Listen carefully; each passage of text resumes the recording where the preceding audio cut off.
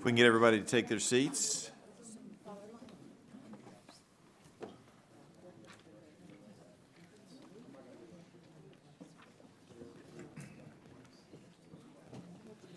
Subcommittee on Oversight and Investigations will now come to order. The chair now recognizes himself for 5 minutes for an opening statement.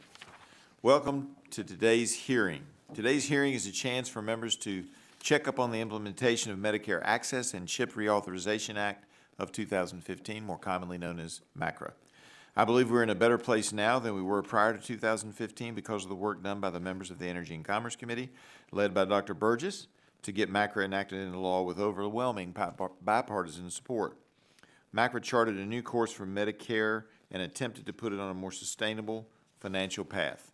MACRA was designed to shift physician reimbursements from a fee-for-service payment model to one that seeks to reward doctors for value over volume for patient care. One of the biggest pieces was the elimination of the sustainable growth rate, or SGR. This was the formula used to determine the annual updates to the Medicare fee schedule, which governs physician reimbursement. On top of eliminating the SGR, MACRA established the Quality Pay Program, which establishes two pathways to incentivize physicians to transition to value-based care. One pathway is the Merit-Based Incentive Payment System, or MIPS, where a provider is subject to a performance-based payment system that results in payment adjustments based on certain quality reporting categories. The other pathway is the Alternative Payment Model, or APMs, which allows physicians to take a risk-based approach to treating patients to achieve specific performance goals in order to receive bonus payments. This hearing will allow Congress to understand what's working, what's not working, what's showing promise, and what unexpected challenges have come to light. Among these unexpected challenges is CMS's implementation of MACRA that has created additional levels of administrative complexity and costs. This has slowed down the adoption of MACRA's quality payment programs. Savings achieved under these models have also been less than was hoped for, and CMS's process for approving new payment models has been something of a disappointment as well. In 2020, less than 238,000 providers were participating in APMs, while over 933,000 participated in MIPS. MIPS has also proven administratively complex to implement and costly for providers. This has disadvantaged small and rural healthcare providers and in many instances prevented them from participating in the program on a level playing field. It is essential that these rural and underserved providers are not left at a disadvantage due to the lack of resources and infrastructure. A small rural practice needs standards that are relevant to their practice and different than the larger suburban practices. These issues risk further accelerating the consolidation of healthcare providers. We've seen too often doctors are forced to pay attention to certain metrics to ensure reimbursement rather than for quality patient care. We must strike the right balance between fairly compensating our doctors and healthcare providers to ensure access to high-quality care while also being good stewards of Medicare funds. I will now yield the remainder of my time to a leader on this issue, Dr. Burgess. Well, I thank the chairman, and as he pointed out, the SGR's unrealistic expectations of spending and efficiency affected the healthcare profession and Medicare beneficiaries for nearly 17 years before the final repeal. At the time, docs were facing a 24% cut in Medicare rates unless Congress stepped in to provide a more straightforward reimbursement system for America's physicians. The Medicare Access and CHIP Reauthorization Act introduced the new merit-based incentive payment system and processes to adopt alternative payment models. This new system shifted the approach to physician payment, paying providers based on quality, value, and the results of care delivered rather than just the number of patients seen in a day. I've dedicated a large part of my congressional career to repealing and replacing the sustainable growth rate formula, and obviously the follow-on, the enactment of the Medicare Access and CHIP Reauthorization Act. This was a major milestone in 2015 and was supported by over 800 healthcare organizations, overwhelming support in both the House and the Senate when it passed. This legislation was the result of bipartisan multi-committee negotiations that produced legislative responses to some of our nation's most pressing healthcare issues. It is important to note that we were solving the problems of the time and that our shared goal was to help doctors and their patients be relieved from the constant threat of payment cuts and doctors dropping out of the system. The repeal of the SGR took me personally 13 years from start to finish. With a product as comprehensive and complex as MACRA, it was short-sighted of Congress to assume that the need for oversight would stop after the signing ceremony. I thank the chairman for this opportunity to examine what worked and what didn't work, the agency's role in implementation, and how we can make it easier for doctors to practice in our healthcare system. Our work is far from done, and docs deserve a long-term financial stability, and patients deserve access to the best care possible. Thank you, Mr. Chairman. I'll yield back to you. Gentleman yields back, and I yield back as well, and now recognize the ranking member of the subcommittee, Ms. Castor, for a 5-minute opening statement. Well, thank you, Chairman Griffith, for holding this important oversight hearing on the Medicare Access and CHIP Reauthorization Act, or MACRA. Welcome to our witnesses. Thank you for your expert advice to the committee. Our older neighbors and other patients who rely on Medicare deserve health care that is affordable, accessible, and high quality. MACRA was passed in 2015 with strong bipartisan support to resolve problems created by the sustainable growth rate formula that had frustrated Congress and providers for years. MACRA attempted to replace that system with one that rewarded physicians for providing high-quality care rather than a high volume of care. And so I appreciate the approach that we're taking today to solicit feedback from those who have direct experience providing care to Medicare beneficiaries and those who have studied the impact over time. The two new payment models established under MACRA were designed to shift away from costly Medicare fee-for-service reimbursements by creating incentives for physicians to provide more value-based care. The first payment model, the Merit-Based Incentives Payment System, or MIPS, established performance bonuses or reductions for eligible physicians based on progress on a selection of metrics, including the cost and quality of the care they provide. The second payment model in MACRA created incentives for Medicare physicians to voluntarily participate in advanced alternative payment models that include accountable care organizations or bundled payment structures for specialized care. These APMs must show economic efficiency and meet certain patient thresholds to qualify physicians for the APM bonuses. Both payment models have had mixed results. The Medicare Payment Advisory Commission, or MedPAC, has reported to Congress that MIPS does not adequately measure physician performance because the assessments for individual providers vary based upon which metrics they choose to report. And not enough providers appear to be adopting the APMs in the way that we had hoped when MACRA was passed. So what are we going to do about it?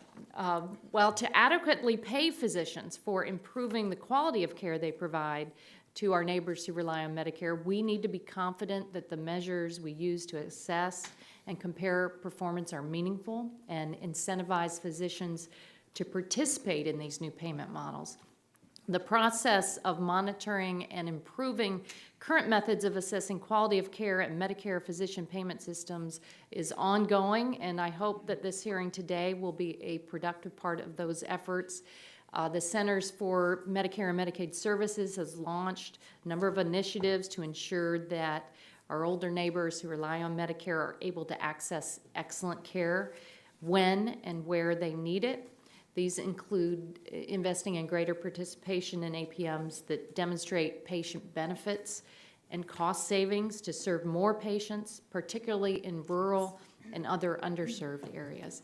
These are certainly policy pushes in a positive direction, but we need your input to go farther. As MACRA has been in effect since 2017, this is a very good time to assess how the reforms have lived up to the original legislative goals and what we can learn from the experiences of doctors and patients in our communities back home. That's why it's so important to hear from experts like you. I encourage other stakeholders out there monitoring this hearing to weigh in as well. I look forward to hearing all of your testimony today on this important issue. that has implications for the well-being of 60 million of Americans who rely on Medicare for their health and well-being. Thank you very much, Mr. Chairman. I yield back my time. Thank you. Gentlelady yields back. Now recognize the gentlelady from Washington, the chair of the full committee, Ms. McMorris Rodgers, for her 5-minute opening statement. Thank you, Chair Griffith. This committee is actively working on bipartisan solutions to enhance transparency and reduce health care costs.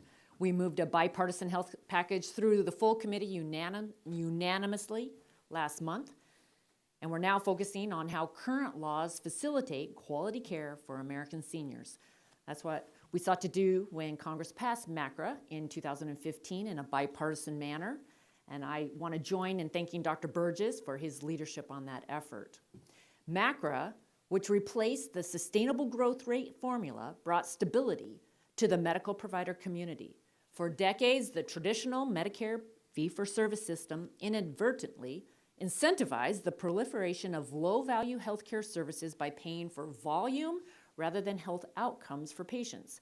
When seniors visited their doctors, they often received a multiple of services that may not have been necessary for their health, simply because the system rewarded quantity rather than the quality of care. MACRA introduced a new approach that is prioritizing quality over quantity. The Quality Payment Program, consisting of the Merit-Based Incentive Payment Program and the Advanced Alternative Payment Models, aim to streamline reporting measures and reduce administrative burdens on providers, allowing doctors to dedicate more time to patient care. Today's hearing will deepen our understanding of MACRA's implementation and help us address remaining barriers to optimal patient care. Our work becomes more urgent as more Americans age into the Medicare program, and the financial and regulatory pressures on healthcare providers inside and outside of Medicare mount. We must pay special attention to the challenges faced by doctors in rural areas, such as my district in Eastern Washington. We've learned throughout this committee's process to address healthcare cost and transparency. Outdated Medicare payment policies and rules can lead to regulatory capture, which encourages greater healthcare consolidation that leads to higher prices for patients and reduced quality of care. The impact of MACRA on rural healthcare providers has been significant, and small practices in these areas may face large burdens in transitioning to value-based payment arrangements, which may be leading to further provider consolidation. Our rural healthcare providers are integral to the health of our communities, but they continue to grapple with financial and technological hurdles. Despite these challenges, they've shown remarkable resilience and commitment to providing quality care to our constituents. Our goal today is to learn more about where improvements are needed to ensure rural healthcare providers can further improve the delivery of care. MACRA has also presented challenges to specialists and small practices which may not have the resources to build a model of their own or balance the financial trade-offs. Take, for example, the oncology care model and the successor model for enhancing oncology model, which are alternative payment models focused on caring for Medicare patients undergoing chemotherapy. These models aim to improve the quality of care for cancer patients by encouraging oncologists to coordinate care, make evidence-based treatment decisions, and engage patients in their care, all with the goal of enhancing the patient's overall experience and health. While in some ways these models were a step forward, they've also highlighted areas where we need to improve. This includes how to better align payment incentives and regulatory flexibilities to deliver cost savings and better health outcomes for patients, as well as the uncertainty that comes with models being phased in and out as administrations change. Another key issue we must address is the financial strain on our providers. It is concerning to note that when adjusted for inflation and practice cost, physicians' pay within Medicare has declined 22% from 2001 to 2021. And at the same time, the cost of running a medical practice has increased nearly 40%. This financial pressure is a significant barrier to the adoption of value-based care models, and we must think creatively about how to alleviate that pressure and encourage adoption of innovative payment policies like the ones I've previously described. As we continue this hearing, let's remember that our goal is to ensure that MACRA is implemented in a way that benefits both American seniors and our healthcare providers. I'm confident that this committee can continue to lead with bipartisan solutions to lower costs for patients and strengthen our healthcare system. Thank you, and I continue to look forward to the discussion. I yield back. Thank you very much, Madam Chair. Gentlelady yields back. Now recognize the ranking member of the full committee, Mr. Pallone, for his 5-minute opening statement. Thank you, Mr. Chairman. Today we're examining the impact of the Medicare Access and CHIP Reauthorization Act, or MACRA. When MACRA was passed on a bipartisan basis 8 years ago, there was hope that it would create a system for reliable Medicare payments to healthcare providers based on the quality of care that patients received. Before its passage, Congress consistently needed to intervene to adjust ever-decreasing payment rates for providers. The goal of MACRA was to stop that roller coaster of payment cuts and encourage new approaches for payment systems. It also includes additional incentives for better care for Medicare beneficiaries and a reliable system that did not require constant congressional intervention. And these are all worthy goals, but it's fair to say that we have not seen the results that many of us had hoped for. A fundamental portion of MACRA was the merit-based incentive payment system. This system was intended to provide better pay for healthcare providers who provided better care. And this was and is a laudable goal. We want doctors and other providers to always have patient well-being at the core of their practice, but in reality, this system has appeared to create additional administrative burdens for providers without producing significant improvements in patient care. Examinations from both the Medicare Payment Advisory Commission and the Government Accountability Office have come to the same conclusion. However, there are other avenues for improvement of the Medicare physician payment system. The Centers for Medicare and Medicaid Services, CMS, is working to increase participation in alternative payment models that can provide bonuses to physicians who take on a certain amount of financial risk for the quality of patient care. And I look forward to hearing from our witnesses today about how these alternative payment models have affected experiences and outcomes for both physicians and patients. And I also want to hear how they can provide the greatest benefits going forward. Establishing a system that increases accountability and efficiency while maintaining quality patient care is a vision we must continue to pursue. The challenge before this committee and Congress is ensuring that Medicare remains viable while ensuring that patients receive quality care and doctors receive fair compensation. And we need to make sure that any changes we make help us better evaluate the quality of care that patients are receiving without overwhelming physicians with administrative requirements. At the end of the day, any discussion on changes to Medicare physician payment systems must prioritize access to high-quality care for all Medicare beneficiaries when and where they need it. It's now been 8 years since MACRA was enacted, and this is a good opportunity for us to examine what we've learned from the experience of both patients and physicians in the Medicare program. I appreciate the witnesses for testifying today and providing their thoughts on how we can ensure sustainable quality care for America's seniors. I hope that today's hearing can give us a bipartisan path forward to improve the system, and look forward to working with my colleagues on that going forward. And with that, Mr. Chairman, I yield back the balance of my time. Gentleman yields back. That concludes members' opening statements.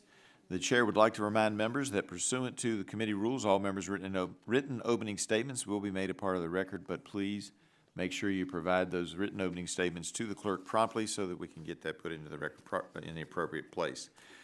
We want to thank our witnesses for being here today and taking time to testify before our subcommittee. Thank you. You will have an opportunity to give an opening statement, followed by a round of questions from members. Our witnesses today are Joe Albanese, who is the policy analyst at the Paragon Institute, Alicia Pittman, Senior Vice President at the National Association of ACOs, Anis Dagestani, Chair of the Board of America's Physician Groups and CEO of the Austin Regional Clinic in Texas, and finally, J. Michael McWilliams, the Warren Albert Foundation Professor of Healthcare Policy at Harvard Medical School and a Professor of Medicine and practicing general internist at Brigham and Women's Hospital. We appreciate you all being here today, and I look forward to hearing from you. This is the Energy and Commerce Committee and the Subcommittee on Oversight. We're holding an oversight hearing today, and when doing so, we have the practice of taking our testimony under oath. Do any of you have an objection to testifying under oath? Seeing that no one has objected, we'll proceed. The chair would also advise you that you're entitled to be advised by counsel pursuant to House rules. Do any of you desire to be advised by counsel during your testimony today? All right, I'm seeing that none have indicated that they wish to be represented by counsel today. So accordingly, if you would please rise and raise your right hand. Do you promise to tell the truth, the whole truth, and nothing but the truth, so help you God? All have, the witnesses have answered in the affirmative. You may be seated. And you are now sworn in and under oath, subject to the penalties set forth in Title 18, Section 1001 of the United States Code. With that, we will now recognize Mr. Albanese for 5 minutes to give an opening statement. Thank you, Chairman Griffith, Ranking Member Castor, and members of the subcommittee. Thank you for the opportunity to appear before you today to discuss the Medicare Access and CHIP Reauthorization Act of 2015, or MACRA. I'm a senior policy analyst at Paragon Health Institute, a think tank dedicated to empowering patients and reforming government programs. Providing high-quality health care to Medicare beneficiaries while maintaining fiscal sustainability has been a long-standing goal for policymakers. MACRA was an attempt to achieve that goal. I recently authored a paper for Paragon titled MACRA, Medicare's Fitful Quest for Value-Based Care. This paper serves as the basis of my testimony, which reflects my own views. Today, I intend to make two main points. First, despite the good intentions of policymakers, MACRA has not solved the issues with how Medicare pays doctors. Second, MACRA's value-based care programs have not significantly improved the quality of healthcare services. MACRA has two key components for Medicare.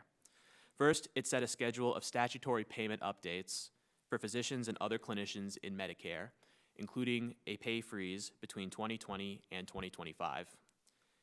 Second, it created a quality payment program. The quality payment program, in turn, has two tracks.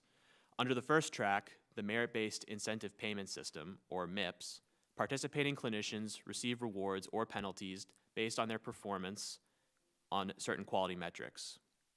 Under the second track, clinicians receive annual bonuses for participating in advanced alternative payment models, or APMs. These APMs test new ways of reimbursing providers to incentivize greater value. MACRA came in response to real problems in Medicare. In 2015, Congress's existing mechanism for controlling clinician spending, the Sustainable Growth Rate Formula, had not been enforced in over a decade, and the cumulative payment cuts required by it were untenable. MACRA's payment updates did help to slow the growth of clinician spending relative to other Part B services. The rationale behind the quality payment program is also understandable. The consensus among policymakers then, as now, was that Medicare's fee-for-service reimbursement structure does not incentivize quality improvement. The quality payment program streamlined and expanded existing efforts to pay clinicians for value rather than the volume of care. However, problems have still emerged from the MACRA framework. Congress has overridden MACRA's scheduled payment updates numerous times to boost doctors' fees. This raises questions as to whether MACRA's payments are sustainable in the long run. Meanwhile, the quality payment program has not improved value, which economists at Yale have recently confirmed in a recently released review. For example, clinicians can pick their own measures to report in MIPS, which allows them to hide poor performance and is part of why 4/5 of participants achieve exceptional performance. At the same time, complying with MIPS's complex reporting requirements has been administratively costly, particularly for small practices. The result is a burdensome program that is unhelpful for incentivizing actual quality improvement. APMs have also been disappointing. The federal body responsible for most of them, the Center for Medicare and Medicaid Innovation, predates MACRA and has over a decade of experience designing and managing APMs. Yet the Innovation Center has found that only 6 out of its more than 50 APMs have yielded net savings, and only 2 of those have seen significant quality improvements. I will close with 2 more key points. First, Medicare is in a tenuous fiscal situation. According to CBO, Medicare spending is already expected to nearly double from $820 billion in 2023 to $1.6 trillion in 2033. This is the single biggest financing challenge that the federal government faces. Changes to payment policy should not worsen this fiscal situation. Second, policymakers should reevaluate their approach to value-based care. Value is a worthy goal that everyone wants to achieve, but is difficult to measure. Policymakers should consider that patients themselves are best positioned to judge how they value their own care, often in consultation with their doctors. Sophisticated metrics and payment incentives that reflect the priorities of government technocrats will not necessarily translate into innovations that are relevant to patients. Congress can play a key role in examining MACRA's design and the decisions made during its implementation. It is important to learn the right lessons made during this implementation, avoid past missteps, and empower patients to access the best quality care. Thank you, and I look forward to answering your questions. Thank the gentleman, and now recognize Ms. Pittman for her 5-minute opening statement. Thank you, Chair Griffin, Chair Rodgers, Ranking Member Castor, and Ranking Member Pallone, and members of the subcommittee and full committee. I'm honored to be here to represent the more than 400 accountable care organizations that are working to improve quality of care for patients and reduce healthcare costs. Accountable care organizations, or ACOs, bring together clinicians, hospitals, and other providers to innovate care while being held accountable for the clinical outcomes and cost of a population. With primary care as a backbone, ACOs employ a team-based approach to provide patient-centered care. The National Association of ACOs members serve over 8 million beneficiaries in Medicare value-based payment models, including the Medicare Shared Savings Program. ACOs are a voluntary approach that has been a good financial investment for taxpayers, clinicians, and patients. In the last decade, ACOs have generated more than $17 billion in savings, with $6.4 billion being returned to Medicare, all while maintaining high quality for patients. Thank you for holding this hearing to address MACRA. One of the goals of MACRA was to provide financial incentives for clinicians to join alternative payment models, or APMs. MACRA provides a 5% incentive payment for clinicians that adopt risk-bearing APMs. This incentive is an effective tool to attract clinicians to APMs and has increased participation. Additionally, the incentives allow clinicians to reinvest in their practices and patient care. ACOs account for the majority of Medicare's advanced APMs and have used these incentives to hire care managers to provide personal care to their sickest patients, provide transportation and meals, invest in technology, create 24/7 phone lines so that patients can call their primary care provider rather than seeking emergency care. These are services that cannot be reimbursed through Medicare, but improve patient health outcomes and well-being. While APMs are transforming how patients in traditional Medicare receive care, adoption of value models has been slower than originally predicted due to misaligned incentives, challenges in APM implementation, and time needed for clinicians and providers to redesign care processes. MACRA was a step in the right direction, but more needs to be done to drive long-term system transformation. Congress should take the following actions to accelerate the adoption of value-based care. First, extend the MACRA 5% advanced APM incentives, which are set to expire at the end of this year. The incentives have proven to be a successful tool for recruiting new providers into APMs and give additional resources to providers to innovate care. Second, redesign the physician payment incentives to promote value. The current approach is complex, and clinicians who remain in fee-for-service potentially have the highest incentives. A long-term approach should ensure that clinicians receive adequate payment updates with any additional incentives reserved for clinicians who move to APMs. More broadly, we should also establish incentives for all other providers receiving Medicare payment. Third, we must improve the non-financial incentives for value by removing barriers to participation and giving additional flexibility to innovate care. This includes removing distinctions that penalize rural and safety net providers, improving financial benchmarks so that APM participants are not penalized for their own success, expanding waivers that support patient care, and providing technical assistance for clinicians new to APMs. Fourth, work with the CMS Innovation Center to ensure that promising models have a more predictable pathway for becoming permanent. Few models have met the criteria for expansion, but many models have highlighted valuable lessons for improving care. We should revisit the expansion criteria to account for factors like expanding participation to more types of providers and retaining access in rural or other vulnerable communities. Finally, provide parity between APMs and the Medicare Advantage program. Like ACOs, risk arrangements between providers and health plans allow for care innovations and offer a pathway for moving to payment approaches other than fee-for-service. We need greater alignment to ease provider burden and ensure that both APMs and MA are attractive and sustainable options. These two programs should be more similar in their benchmarks and flexibilities that improve patient care. In closing, ACOs and other APMs have demonstrated that when clinicians and other providers come together to innovate care, we lower costs and improve care. We should explore all avenues to continue to bolster these arrangements. Thank you for the opportunity to be here.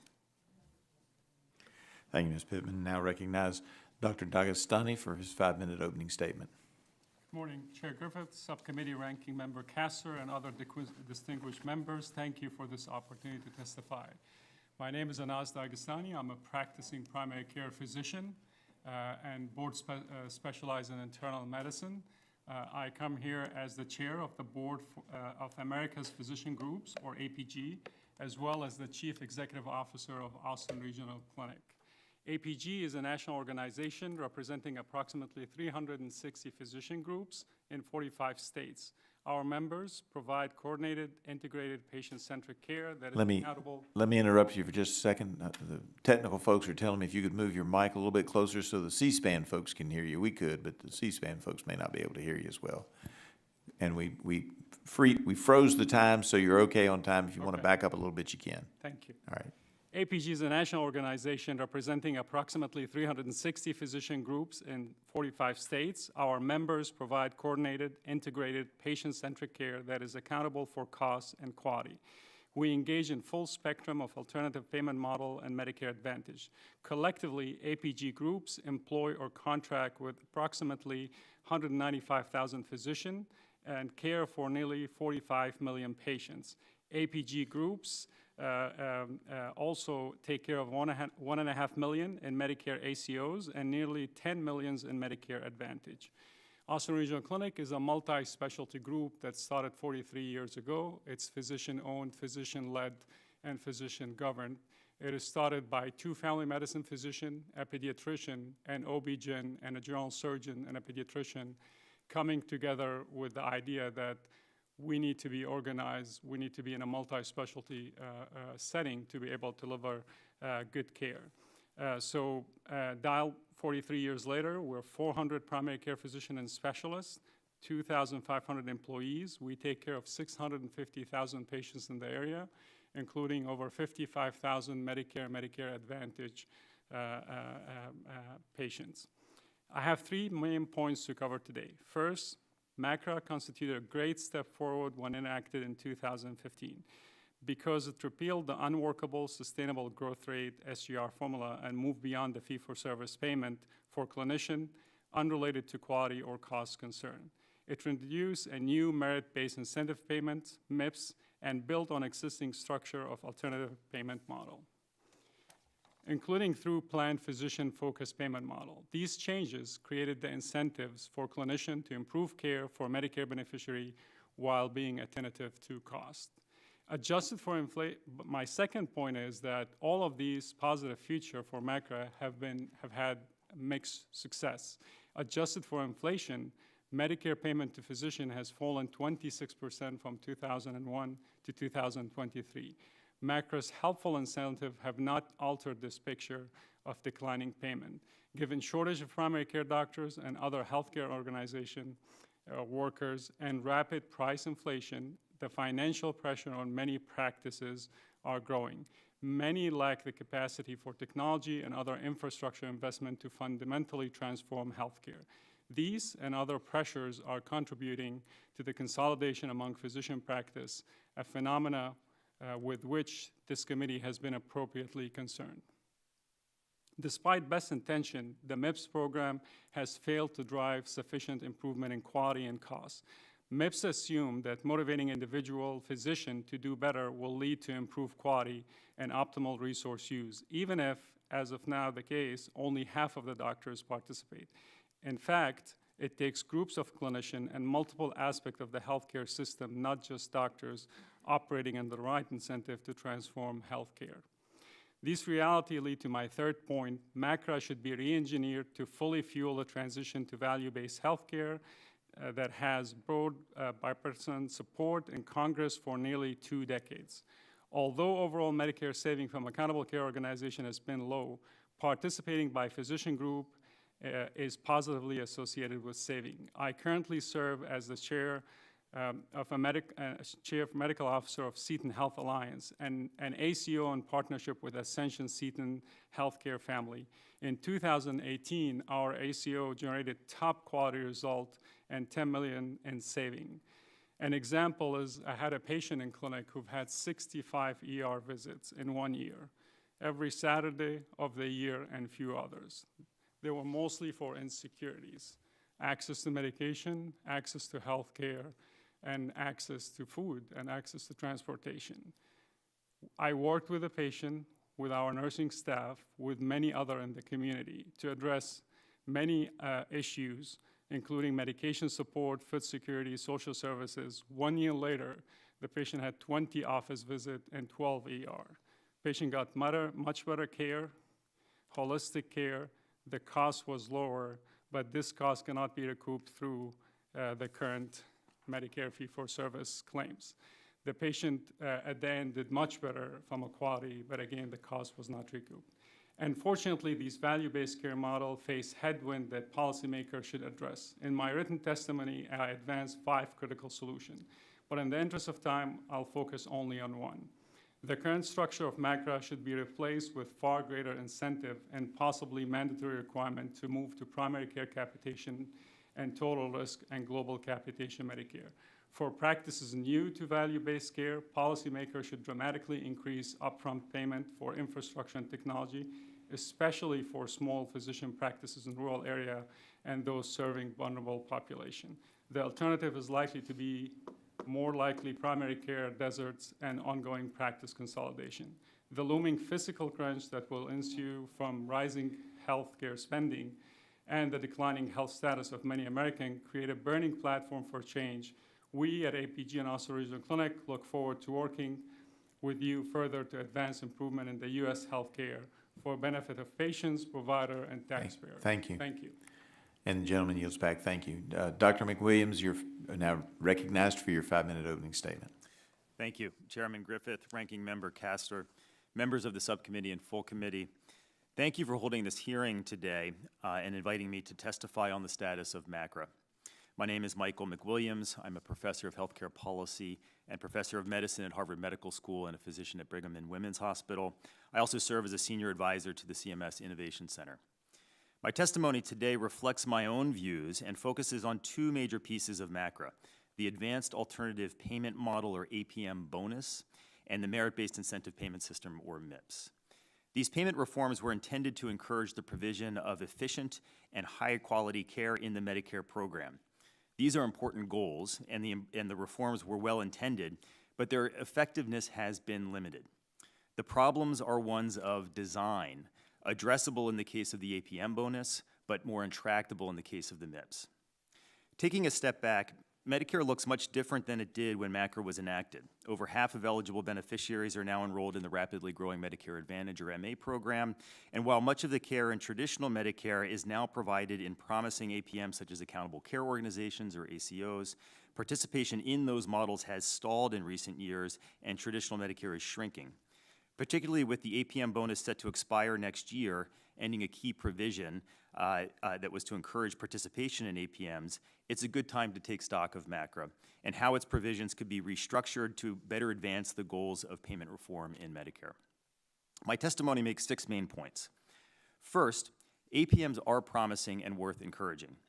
APMs are our best hope for managing spending in traditional Medicare in a way that produces the most value for beneficiaries, particularly population-based payment models, or ACOs. Not only do APMs discourage unnecessary care, they also give providers more flexibility to deliver care in ways that best meet patient needs by setting payments that encompass all of a patient's care and limiting fee-for-service incentives that otherwise interfere by requiring clinicians to select specific services over others in order to get paid. That flexibility is really crucial for providers to follow their intrinsic motivation and respond to market demand for better care. And the evidence on APMs is generally encouraging. Savings have been modest, but second, the design of APMs has hampered their success. Because APMs have been largely voluntary, it has been challenging to move away from fee-for-service rapidly. In my written testimony, I detail how design issues have weakened incentives to participate and save in APMs. With recent changes to the Medicare Shared Savings Program that take effect next year, I believe that program, which is the largest APM, is now on the right track. But it has taken time, and now the APM bonus created by MACRA is set to expire at a critical juncture in APM evolution. Third, for that reason, I believe the APM bonus should be extended, but also restructured to be more effective. To date, the bonus has been structured as a proportion of provider fee-for-service revenue, which favors higher revenue organizations and incentivizes more revenue, more costly care, undermining a main goal of APMs. The bonus has also been restricted to so-called advanced APMs with downside financial risk. But we now know that lower revenue organizations have produced savings without downside risk and should be encouraged to participate too. For these reasons, I recommend the APM bonus be structured as a flat per beneficiary sum, independent of provider revenue, and broadened to include ACO contracts with no downside risk. Fourth, the MIPS has been a costly failure. In fact, I don't recall a more uniformly and resoundingly critiqued payment policy in my career. Many, including MedPAC, have called for its elimination, and I agree with that recommendation. I won't belabor the many flaws now, but would point out that several are actually deep, intractable problems that would plague any pay-for-performance program and should caution us against even a scaled-back version of the MIPS. We now have over a decade of evidence on Medicare pay-for-performance programs demonstrating minimal benefits and costly unintended consequences. In sum, it should not be at the center of congressional efforts to improve the quality of care delivery. Instead, fifth, other strategies to support high-quality care should be prioritized.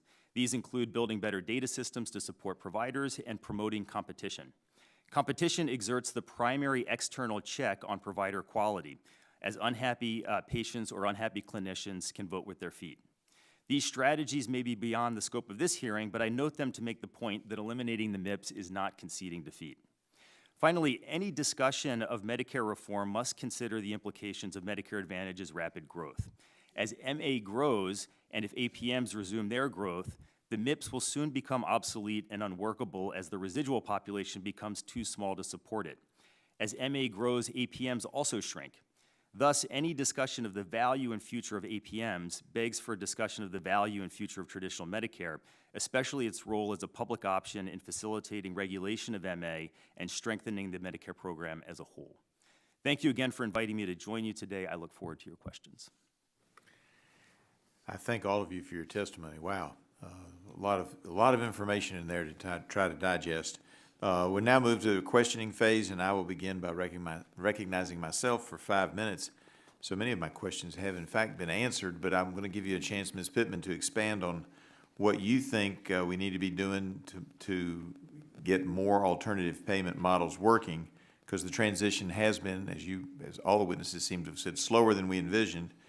And can you tell us what factors have contributed to that slower adoption of APMs? And I know that's going to come back to the fee structure you were talking about in your testimony.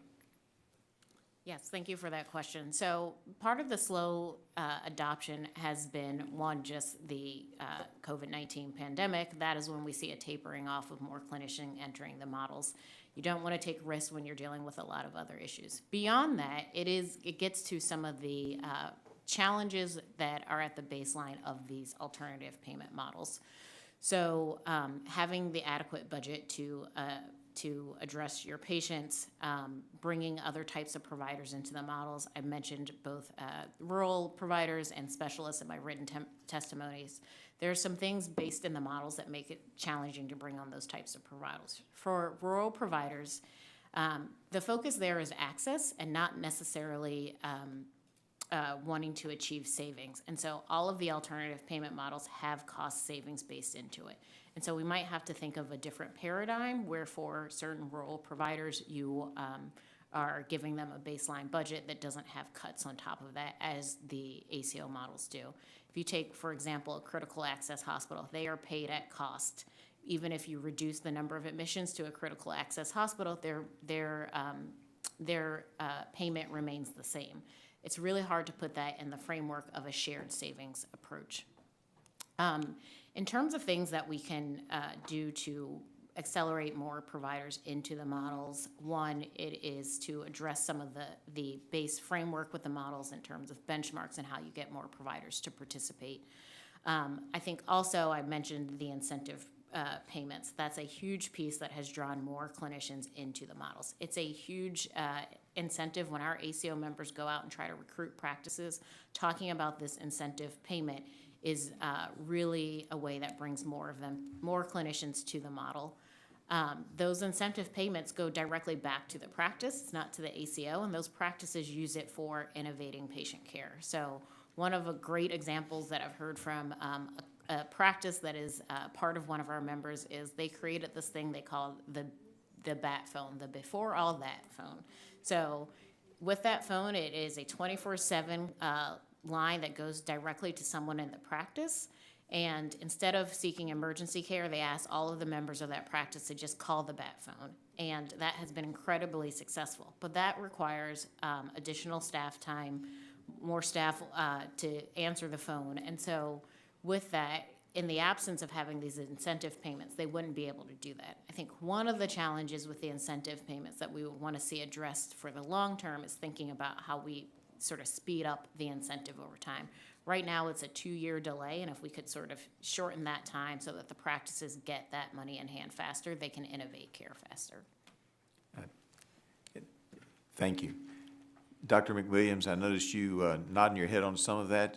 You want to agree, disagree, or expand? I'd be happy to expand. I think I was nodding my head in regards to Ms. Pittman's comments on providers in rural areas, and I think those apply to any underserved population where the problem may not be so much overspending as underspending. One thing about alternative payment models that is appealing is it allows a more flexible mechanism by which payment can be rebalanced across populations to serve social goals. That's very hard to do in fee-for-service and is something that alternative payment models, by having a single benchmark covering total spending for population, can facilitate. Yeah, and I appreciate that. So, Dr. Dagestani, what should CMS look at to ensure that the APM bonuses are reasonable enough to allow specialists, we've kind of touched on this, but to allow specialists to be included so collaboration between primary care and specialists is encouraged and rewarded? And I want you to, particularly because I'm running out of time, I want you to focus on how we do that in rural areas, because I serve a very large rural district and getting specialists is difficult in many of my counties. Yeah, thank you for the question. So we're a multi-specialty group. I think there's an underestimation of the impact of specialists on the quality and the total cost of care. Primary care is extremely important as an access point, but a specialty has an impact on very complex care as well as the site of service. So I think practicing in rural Oklahoma before joining ARC, we only had 2 specialists. I practiced for 5 years, and we only had 2 specialists. We had to transfer everybody to the University of Oklahoma. Figuring out a financial model to incentivize specialists and to reward them to be in rural area and to be part of the ACO and participate in the shared saving is critical. And I have to cut you off because I've run out of time, but if you could share any ideas with the committee on how we do that, I would greatly appreciate it. With that, I yield back and recognize Ms. Castor, the ranking member of the subcommittee, for her 5 minutes of questioning. Well, thank you, Mr. Chairman. Well, it's clear that there's a lot of room for improvement. I'm hearing a consensus that the MIPS has not been workable, that general consensus to extend the APM bonuses, extend that in a reauthorization. I'm also hearing some consensus on a frustration of just basic data gathering, being able to report what works. I'm a big fan of the importance of understanding the data. So, Dr. McWilliams, thank you for your very deep dive in your testimony. But you highlight this as a problem across the board, especially in rural and underserved areas. How do we get at that through an update to MACRA? in terms of the data systems? Yes. Honestly, I'm not sure if it's part of that same legislative effort. I think it's important to take a step back and think about how we can support quality improvement. I think we've sort of leapt ahead of ourselves in trying to attach payment incentives to quality measures to try to do that.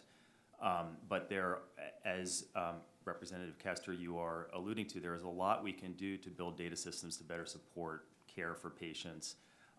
That would be one of my general recommendations in terms of trying to start some initiatives in that regard. We know, for example, that when providers are better informed in various ways, that they do provide better care. Not always, but that is certainly helpful. I think, for example, of government efforts in a classic, playing a classic government role of solving collective action problems and building public goods, in constructing, for example, prescription drug monitoring programs in states, which has been a big advance. And those sort of systems, I think, supported by governments can be very helpful and provide, I know as a clinician myself, can provide invaluable information at the point of care. Also, understanding what works is very important. Well, then let me ask Ms. Yeah. Pittman, with all the ACOs, what has worked in being able to gather data on patients and quality? Yeah, so in the ACO model, you actually are receiving more data than you would outside of the model. So the ACO receives data about where every part of the system that the beneficiary touches versus if you're not part of any APM, you only have that data for what you have in your particular practice. So this is a place where we've seen lots of benefits of being able to get the full set of claims data and see the full picture of a patient within the context of an ACO. And there has been a lot done to speed data over time.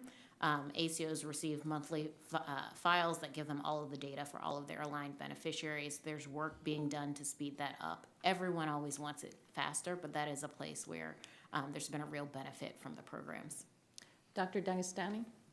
Yeah, I think MACRA have forced us to work together. So we do get data from claims, but also we're in a better position to get data from hospitals, from ERs, and from multiple sources and put all the data in one place so we have a more holistic approach at the patient. So that MACRA legislation, which was a catalyst for the movement, have really put us in a more work to move from a fragmented care to organized care. One of the potential solution for having rural area also is looking at state HIEs. I know in the state of Texas there is discussion about an HIE where everybody can submit information, then everybody has access to the data.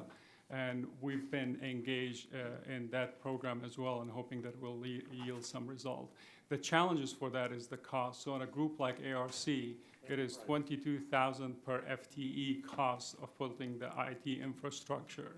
That it's important for the quality of care, but it's a significant upfront investment.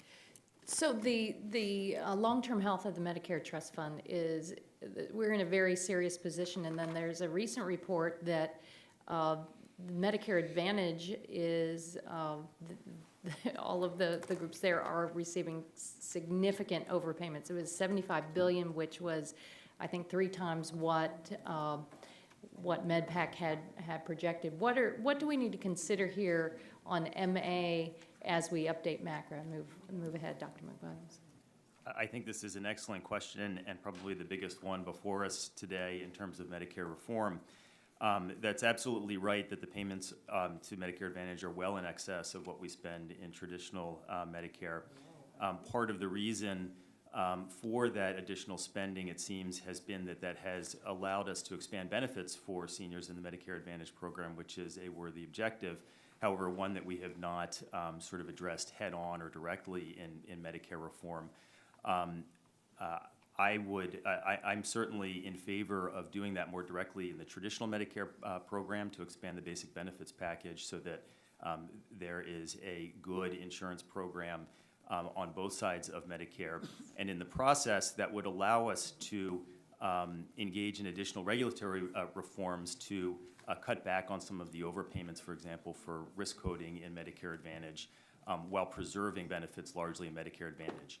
Basically making traditional Medicare more of a viable competitor and therefore allowing us to regulate the Medicare Advantage program. Good, and I'd ask the witnesses to submit an answer on that. We'll get that question out to you. Thank you.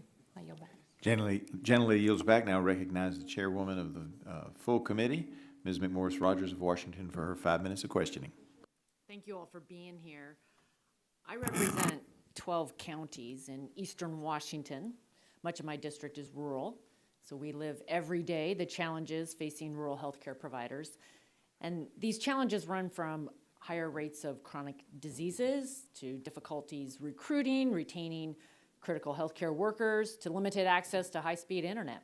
As you know, these factors, coupled with concerning national trends towards consolidation among healthcare providers, in addition to longstanding provider payment issues, can complicate the successful implementation of MACRA.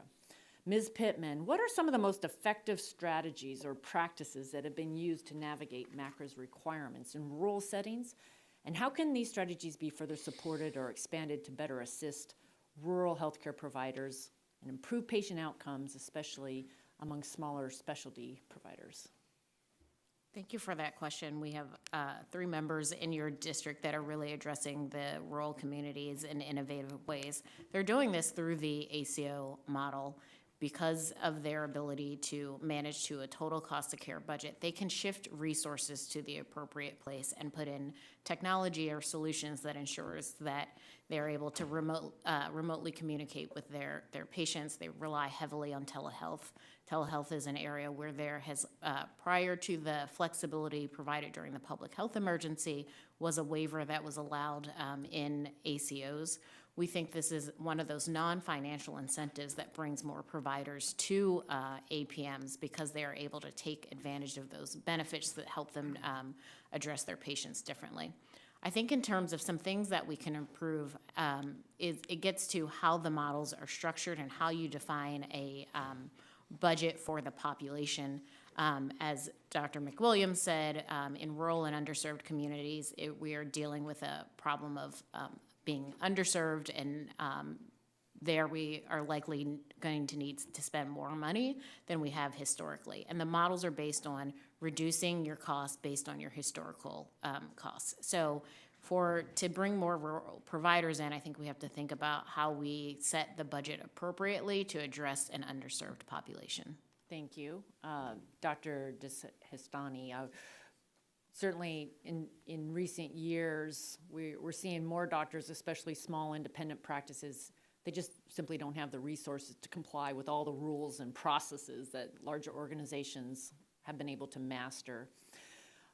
Would you speak to how we better tailor financial incentives and regulatory flexibilities to ensure that we continue to have the smaller independent doctors, especially in rural areas? And would you also speak to how measurements for more how we could move towards more meaningful capture of the patient's experience and health goals in measuring, and maybe metrics like net promoter scores or other patient-facing measures could capture some of that for doctors? Thank you for the question. So one of the challenges for small practices is the scale. You just might not have enough in your population, might not have enough financial strength to get into MACRA. So we have to recognize that with upfront payment that are done differently for smaller practices and for rural area, that incentivize them to work together, collaborate with others, because it's very difficult for a practice of 2, 3, 4, 10, even a group like ARC or many of our APG members without an upfront investment. So I think that's important. The other point that I'd like to make is the stability and the predictability of the model. One of the biggest challenge for any practice, small practice, is you're not sure what's going to happen to the model next year. Right. So you can invest this year, collect data, build infrastructure, hire nurse navigators, partner with somebody around home health. The payment is delayed a year or 2, and then by the time you get to it, the rules have changed. Right. So I think one of the things we have to work on, and we're looking for Congress for guidance, is to go on a 3 or 5 or 7 year where there's more stability and predictability. Thank you. I want to try to get one last question in here, because traditional Medicare fee-for-service has just simply not been keeping up with medical innovation. And so, Mr. Albanese, I wanted to just address this, whether it's in how Medicare pays for and delivers care, the slow pace of deploying cutting-edge medical drugs and technologies to seniors, The traditional Medicare fee-for-service, one-size-fits-all structure prevents the tailoring of benefits and care based upon patients' unique needs. So we've seen with, I'm running out of time here. I'm going to have to ask this for the record, but Medicare Advantage, it isn't perfect, but it has included built-in incentives to pay for value and an incentive for sometimes when the healthcare bureaucracy in DC is absent. So I'll yield back and ask those questions for the record. Thank you, Mr. Chair. Thank you, Madam Chair. Now recognize the ranking member of the full committee, Mr. Pallone, for his 5 minutes of questioning. Thanks, Mr. Chairman. Let me initially ask Dr. McWilliams, what changes to Medicare and the wider healthcare system should inform Congress considerations about Medicare payment models that create appropriate incentives for improving access to high-quality care?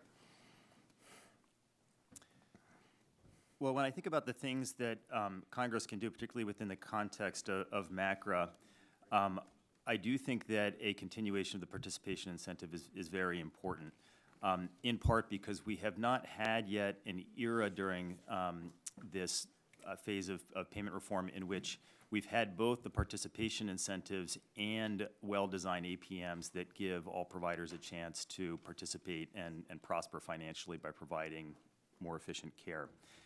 So having those two act together synergistically will be important, and the APM design has taken time to come around. Just to expand on that just very quickly, one of the major issues in the design of the APMs so far, thinking about ACOs, for example, is that the benchmarks which dictate the total payment or spending, the allowed budget, will sort of chase success. So sort of success begets failure as ACOs lower spending, then in various ways their benchmarks come down. And so they have very little incentive to actually accomplish the main goal of the program. That has been something that CMS has been working on, and as I said in my opening statement, I think is now on a much better track. And so hopefully between better design and the participation incentive, we'll see more success in APMs and more participation. That would be the main thing within the context of MACRA. Well, thank you. Now, CMS has initiatives underway to ultimately allow all providers to transition to value-based care, including providers in underserved areas and those who serve the most vulnerable. So let me ask you again, Dr. McWilliams, how can Congress or CMS further help more providers transition to value-based care? Ironically, I think one thing may be eliminating the MIPS. That was intended to help sort of as an on-ramp for providers to start getting used to various aspects of value-based care. There is no rigorous evidence on this in terms of the causal impact of the MIPS on participation, but certainly there is anecdotal evidence that some providers find the MIPS easier, and that the bonuses in the MIPS, based relative to the cost of achieving those bonuses, is more appealing than the available opportunities in the APM. So I think that actually would abet or would help participation in the APMs. Thank you. Let me just ask Dr. Dagestani a related question. I love your name because I know a little bit about Dagestan culture and history, although I've never been there. What types of initiatives have proved to best facilitate the transition to value-based care and to mitigate any challenges providers face in participating in new payment models? So, initiative taken by Congress and by CMMI, having MACRA initially was a catalyst. Again, I know today we're talking about the challenge of a MACRA, but it has been the catalyst to move those changes. It made many organizations work together. I remember 10, 15 years ago, we were all in our corner, basically. Hospital ran their business, outpatient practice ran their business, specialty ran the business. So the initiative of having to work together on total cost of care is important. Investing into infrastructure for IT infrastructure has been critical. Being able to fund that infrastructure where Congress and Medicare can help recognizing some of that infrastructure for population health. For example, a group like Austin Region Clinic, 400 physicians, invests $7 million a year in infrastructure for population health. That's $70 million over the last 10 years. The return from value-based care on the same Medicare population is $70 million. So we've spent 70, received 70 at a time where we're facing pressure on reimbursement as well as fatigue in the front line and a shortage of primary care. So I think, again, stability in the model will help us all double down. Faster movement from fee-for-service to value is critical. It seems like we have a window where if we move too fast, the system is unstable. But if we move too slow as well, it's going to be more unstable. So we have a window to come up with stable and predictable model over the next 3 to 5 years. Thank you. Thank you, Mr. Chairman. Yield back. Thank you. I'll now recognize myself for 5 minutes for questions. I almost feel like Mark Anthony. I'm here to bury MACRA, not to praise it. But I do feel obligated to mention, since this was an Energy and Commerce Committee product to a large degree, the components of MIPS were all pre-existing quality reporting requirements that had really been developed over several years. And one of the good news aspects was, during the course of the first 3 or 4 years after the passage of MACRA, we did have some implementation and oversight hearings, and removal of meaningful use was one of the accomplishments of that. Meaningful use, of course, was one of the components of MIPS. The other thing that I just have to mention, because every year we had to do a doc fix and keep people from getting a pay cut. And a lot of times, I don't know, Congress seems gridlocked and things aren't happening. So you get a fast-moving train coming through the floor of the House, December of every year. You know it's going to come. You know you can put things on it. So MIPA, PAMI, all of these terrible health policy measures got added to the doc fix at the last minute as Congress would strive to keep from getting the doctors a pay cut. I also need to introduce for the record a letter from the House GOP Doctors Caucus and a letter from Dr. Madera at the AMA, largely supporting our work today of looking into this without objection, so ordered. So it's easy to be chair because you get to do things, and I don't even have to watch the clock as hard when I'm sitting here. Dr. McWilliams, and you did a very good job, and I really appreciate your providing us the basically the one pager on this in your written testimony. Philosophically, the reason that MIPS was there was because of the difficulty that small practices like the Chairman Griffith referenced in his district, the difficulty that small practices would have going to a true APM model, and it was felt that there would be a pathway to a positive update through a MIPS structure. So you've, in your points, I think point number 3 that you've provided us in expanding and extending the APM, do you see a pathway for that for the smaller practices? I do, and I think it's vitally important for competition for the success of APMs in the Medicare program. And what we didn't know then, and I think we know now, is that a lot of these smaller organizations and even networks of independent practices have performed quite well as ACOs, for example. So one of my recommendations is to broaden an APM participation bonus to contracts that are one-sided in nature, that don't impose downside risk, that organizations like that are far more comfortable with and have performed well under. I think. Let me just ask you, do you see a 1 or 2 person practice being able to participate at that level? Well, so statutorily, I don't think they can alone because there are limits or floors in terms of the number of patients that an organization must serve, for example, to be in the Medicare Shared Savings Program, although the Innovation Center, through its ACO REACH model, considers smaller organizations at smaller thresholds. The problem with those thresholds is growing because of MA's growth. This is just sort of a negative spillover effect. When the Shared Savings Program was started, for example, if you were about 6,600 patients big in terms of Medicare, you qualified. Now you have to be 10,000. So it's risen by an order of magnitude how big you need to be.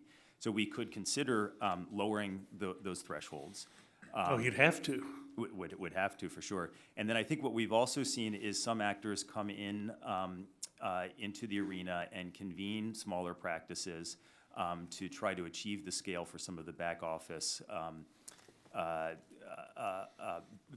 activities to make independent practice participation viable in an ACO program. So let me ask you another question, because you said you're on the innovation side of Medicare CMMI, I serve in an advising capacity. advisory capacity. Yeah. Let me advise you, it ain't working. We included in MACRA language for a physician's technical advisory committee to help let the doctors participate. Doctors who have, like thoracic surgeons have registries, and oncologists obviously have their registries. To let the doctors participate in the genesis of these models. PTAC, unfortunately, has been absolutely ignored by the agency, and it's been bipartisan. It's been both Republican and Democratic administrations that have ignored PTAC. But clearly, Congress saw a role for PTAC when it created MACRA, and I think we're making a mistake by not encouraging that and utilizing that expertise. And Dr. Dagestani, let me just say, you said the two magic words I didn't want anyone to say: mandate and capitation. Don't even give these guys the idea. The next thing you know, someone will do it. My time has expired. I'm happy to recognize Ms. Chakowski for 5 minutes for questions. Thank you. Dr. McWilliams, I know that this is not a hearing about Medicare Advantage, but it is about how we provide services to our older Americans. And, you were talking about getting rid of MIPS because of the ability then of it being manipulated by some providers to take more money. But if you look at Medicare Advantage, we have seen reports of upcoding, how they make determinations about who is really sick and sicker that have not been verified in order to get more money. I've been very concerned about Medicare Advantage. In fact, I'm co-sponsor of a bill that says you can't use the word Medicare because it's private insurance. And when you say call 1-800, it is not calling Medicare, it is calling a private insurance company. And the things I'm concerned about, because yes, they provide more benefits, they say, but there's also been research that says that if Medicare, traditional Medicare, had the same kind of reimbursements as Medicare Advantage is getting, or get some of that money back, that we could provide dental and hearing and, all those advantages that you supposedly get from Medicare Advantage. How concerned do we need to be about the diminution of traditional Medicare? And what are the consequences that you see and the problems? I'm all for, by the way, making sure that we do all kinds of scrutiny to make sure that we're getting the most for the money, especially for the consumers themselves, for the patients themselves. But is this a problem that we're facing? It seems like you think it is. I thank you for that question. I definitely think there are some big concerns. I believe that Medicare Advantage and APMs share some things in common in terms of giving whether it's a plan or provider, a fixed payment to take care of a population and therefore allow them more flexibility in how they deliver benefits or care. And that takes advantage of markets as those plans or providers compete for patients and clinicians. Although, can I just say one thing? My constituent advocates in my office are getting calls from people who are really sick. They got Medicare Advantage because of these additional, but if they got really sick, they were often delayed care, denied care, had to fight for the care. Yes. And so I was laying out what is generally thought of as the promise or the concept. That is different from the execution. And I think we need to do a much better job of execution, both on the APM side and the MA side, and certainly share your concerns about the higher cost of the Medicare Advantage program. It's been sort of a backdoor way to funnel benefits to seniors instead of providing those benefits directly in some ways. To me, the biggest concern about the rapid growth of Medicare Advantage is that, as you said, it forces the traditional Medicare program to dwindle. It's sort of withering away and at a pretty steady clip now. And that presents some very basic foundational questions about how we want to structure Medicare going forward. There is some promise in Medicare Advantage, I believe, just as there's promise in alternative payment models. But it presents this question of how can we regulate Medicare Advantage and how can we make sure that we're getting added value out of it, because it's not clear we are now. I believe that the best way to do that is to have a stronger traditional Medicare program that presents some competition, and then we know if Medicare Advantage is attracting enrollees, that it is providing an added benefit. And that would involve tighter regulation of some of the things that you mentioned involving risk, paying more for higher coding of diagnoses, the higher risk scores, to make sure that when we set the bar with traditional Medicare, that it's being beat by Medicare Advantage, that we're getting something more. The one other advantage of traditional Medicare is the issue of the networks. We find that some of the people in Medicare Advantage find that if they travel or, that they may not get reimbursed for things that are not in network, whereas you have much more choice in traditional Medicare. The gazillion dollars that are spent on advertising by Medicare Advantage, I think, has been really successful in covering up some of the problems that may exist. Well, I'm a big supporter of traditional Medicare, and I appreciate your testimony. I yield back. Gentlelady yields back. Now recognize gentleman from Kentucky, Mr. Guthrie, for his 5 minutes of questioning. Thanks. I think what we ought to start with, what drives a lot of this thinking and what we're trying to do, is you hear people say all the time in the United States, we pay to take care of people when they're sick, and we don't pay care for health. We don't pay to keep people healthy. And that's the design around it. I know traditional Medicare is traditionally fee-for-service. But the problem you get into that we're trying to figure out and what we need help is that it's easy to pay or know what to pay if somebody shows up and needs a leg set because they broke their leg. It's okay, the cast costs this, the set costs this, the surgery costs this. But how do you keep somebody from breaking their leg? I mean, how do you pay for the value of that and the role of the physician? I know physicians don't try to keep people from breaking their leg. I'm just using a simple model to do that.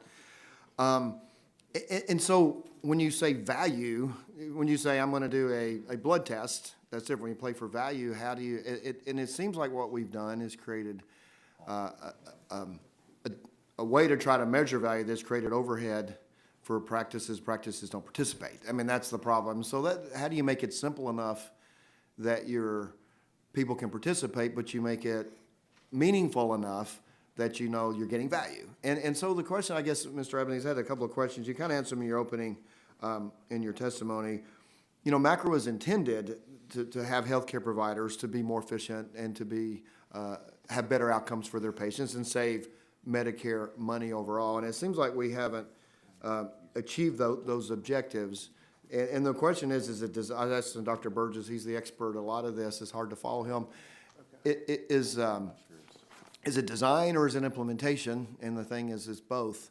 So how do we get the design right and then in the implementation right? Because what we put the 5% APM add-on to try to get people in primary to get into that program, and we're not getting the participant rates that we saw. And I know COVID 2020, I had a thing yesterday and we were measuring something against 2020 standards. And I'm not thinking you can measure anything against 2020 because it's such an odd year moving forward. But so any of you, why are we getting the participation we thought? And I know some of you sort of talked about that. I'll start with Mr. Albanese if you want to talk about that. Sure, Congressman. So to talk about first the design aspect and then move on to the implementation aspect. From a design perspective, I'm certainly skeptical, and you can see in my written testimony, about the idea of having government definitions of value-based care. As you kind of alluded to, value is a subjective term, and it's one that's best defined by the patient themselves. And so being able to empower patients to seek out the care that is working best for them is an overall design that should be the goal of policymakers. But then when you go into the implementation about how MIPS works now and the hundreds of measures that micromanage the way that clinicians work today. CMS has made indications that it wants to move away from process-based measures, for example, and take away topped-out measures that have no room for improvement, but it's been very slow in that respect. And so I think that having an implementation of an overall vision that moves towards that end goal of making measures meaningful to patients, so patients can be the ones to decide how they're going to spend their healthcare dollars. There's been a little back and forth about Medicare Advantage, for example, but Medicare Advantage plans, those plans are able to bear risk for themselves and construct networks on the basis of value. And I think having more tools like that to give choice to patients is something that would have more of a feedback. Okay, thanks. I do have another question. I'm sorry, I would like to hear everybody else answer that question, but I'm not gonna have time to do that. And the problem is that no matter who defines value, the overhead in collecting what value is, so you know what to pay for. I mean, there's two things. How do you define value, and how do you not be so burdensome you can know what to reimburse the healthcare provider for? So Dr. Dagestani, on that, the reporting requirements on independent community oncology practices is an issue that's been brought to my attention. Do you believe some of the components of MIPS and advanced APMs are leaving independent physician practice susceptible to consolidation, because of the reporting requirements? And has CMS implementation of the law impacted independent physicians' ability to meaningfully drive more value-based care? I'll just leave it at that. Thank you for the question. So I always, when I'm talking with the health plan, I always talk to them, and I have a saying, do you want us to manage the population, or do you want us to manage the contract? And I think one of the challenges is with ever-moving reporting requirement and changes in the quality measures is we spend a lot of our time and resources and energy managing the contract, and in this case, managing reporting, basically. So it is a heavy lift on rural area, on small practices, as well as on specialty practices specifically, because you don't have that infrastructure, you don't have access to the information. So it does require very heavy investment up front in building that infrastructure and then collecting the data and then submitting the data as well. So in my experience in our area, it has driven actually some significant consolidation between specialty, where we've had 3 urology group, now we're down to 1. We've had multiple GI group, now we're down to 1, which if it's done for the right reason, it is okay to do that. But if it's done for the wrong reason, it can have a dramatic negative impact on our ability to actually produce value care. Thanks, my time's expired, so I'll yield back. Appreciate your answer, thank you. Gentleman yields back. Now recognize gentleman from South Carolina, Mr. Duncan, for his 5 minutes of questioning. Thank you, Mr. Chairman. Whoa, that's somebody's on. Must have been Larry's pacemaker. Okay.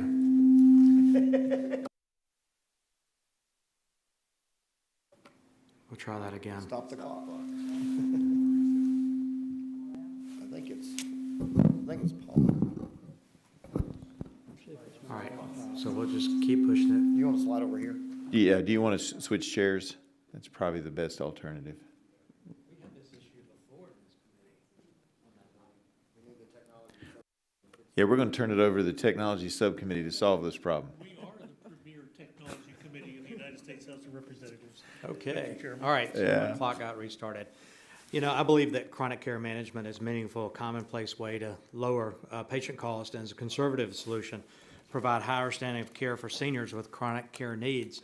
That's why I introduced the Chronic Care Management Improvement Act of 2023 with my colleague, Congresswoman from Washington, Ms. Delbane, that removes cost sharing for chronic care management services under Medicare. As our national debt grows and our population ages, I believe investing in Chronic Care Management Improvement Act will ultimately save money for both seniors and the American taxpayer. So Dr. Dagestani, is that right? In your written testimony, you state APG's member groups are committed to engage in the full spectrum of APM and Medicare Advantage. In your experience, and both your role with APG and as a practicing physician, how would chronic care management services benefit your physicians who are members of your organization? Thank you for the question. So 80% of Medicare spent is probably spent on 20%, which is usually the chronic disease management. And really, to do disease management well, chronic disease, it's team-based care. A single physician cannot achieve that objective alone. You have to partner with others, you have to invest in population health, and you have to build a system around the patients. And that's a significant investment. A few examples from APG members and from my group as well. Again, we take care of about 55,000 Medicare patients, about half of them under MA in a capitated prepaid model, and half of them under an ACO or with Medicare. We have a pharmacy team, we have a home visit team, we have care managers. We're partnered with a home health, partnered with hospice, and partnered with a hospital, and partnered with certain specialty group to be able to build the system. So being able to provide chronic care is critical. Getting primary care as well is as important, even though it's 20% of the spend, but every extra dollar spent there can prevent the need to spend a lot of dollar on chronic care as well. Yeah, absolutely. According to HHS, only 4% of 22 million eligible Medicare patients partake in chronic care management services due to the current payment structure. So, Ms. Pittman, in your written testimony, you stated that Congress should encourage Medicare Advantage plans to enter risk-bearing arrangements and APMs that encourage more value-based care to help manage chronic care illnesses and quality access to care. So how would eliminating the chronic care management cost-sharing requirement under Medicare impact APMs and the quality of care given to each patient that are primarily seniors? Yeah, so one of the things ACOs do currently is offer the chronic care management outside of billing for it because of the cost sharing piece. And so one of the things that we'd want to see as an additional flexibility for ACOs is to be able to waive beneficiary cost sharing. So our members are doing risk arrangements with the MA plans, and then they're in ACOs. In the MA plans, they're able to provide that chronic care management without cost sharing. If they do it in an ACO and want to get paid for it, then they have to, then the cost sharing comes in, or they just provide it on their own and don't bill for it from their shared savings, or this is another way that they use those advanced APMs. So eliminating the cost sharing, giving ACOs more flexibility to waive patient cost sharing just opens up the flexibilities and what else they can do and continue to innovate and provide additional services. I agree. So I'm hopeful that my colleagues on Energy and Commerce Committee will consider the Chronic Care Management Improvement Act as a way to lower patient costs and improve health outcomes for our seniors. So great answers. Appreciate your feedback. And with that, Mr. Chairman, I yield back. Gentleman yields back. Now recognize Mr. Palmer of Alabama for his 5 minutes of questioning.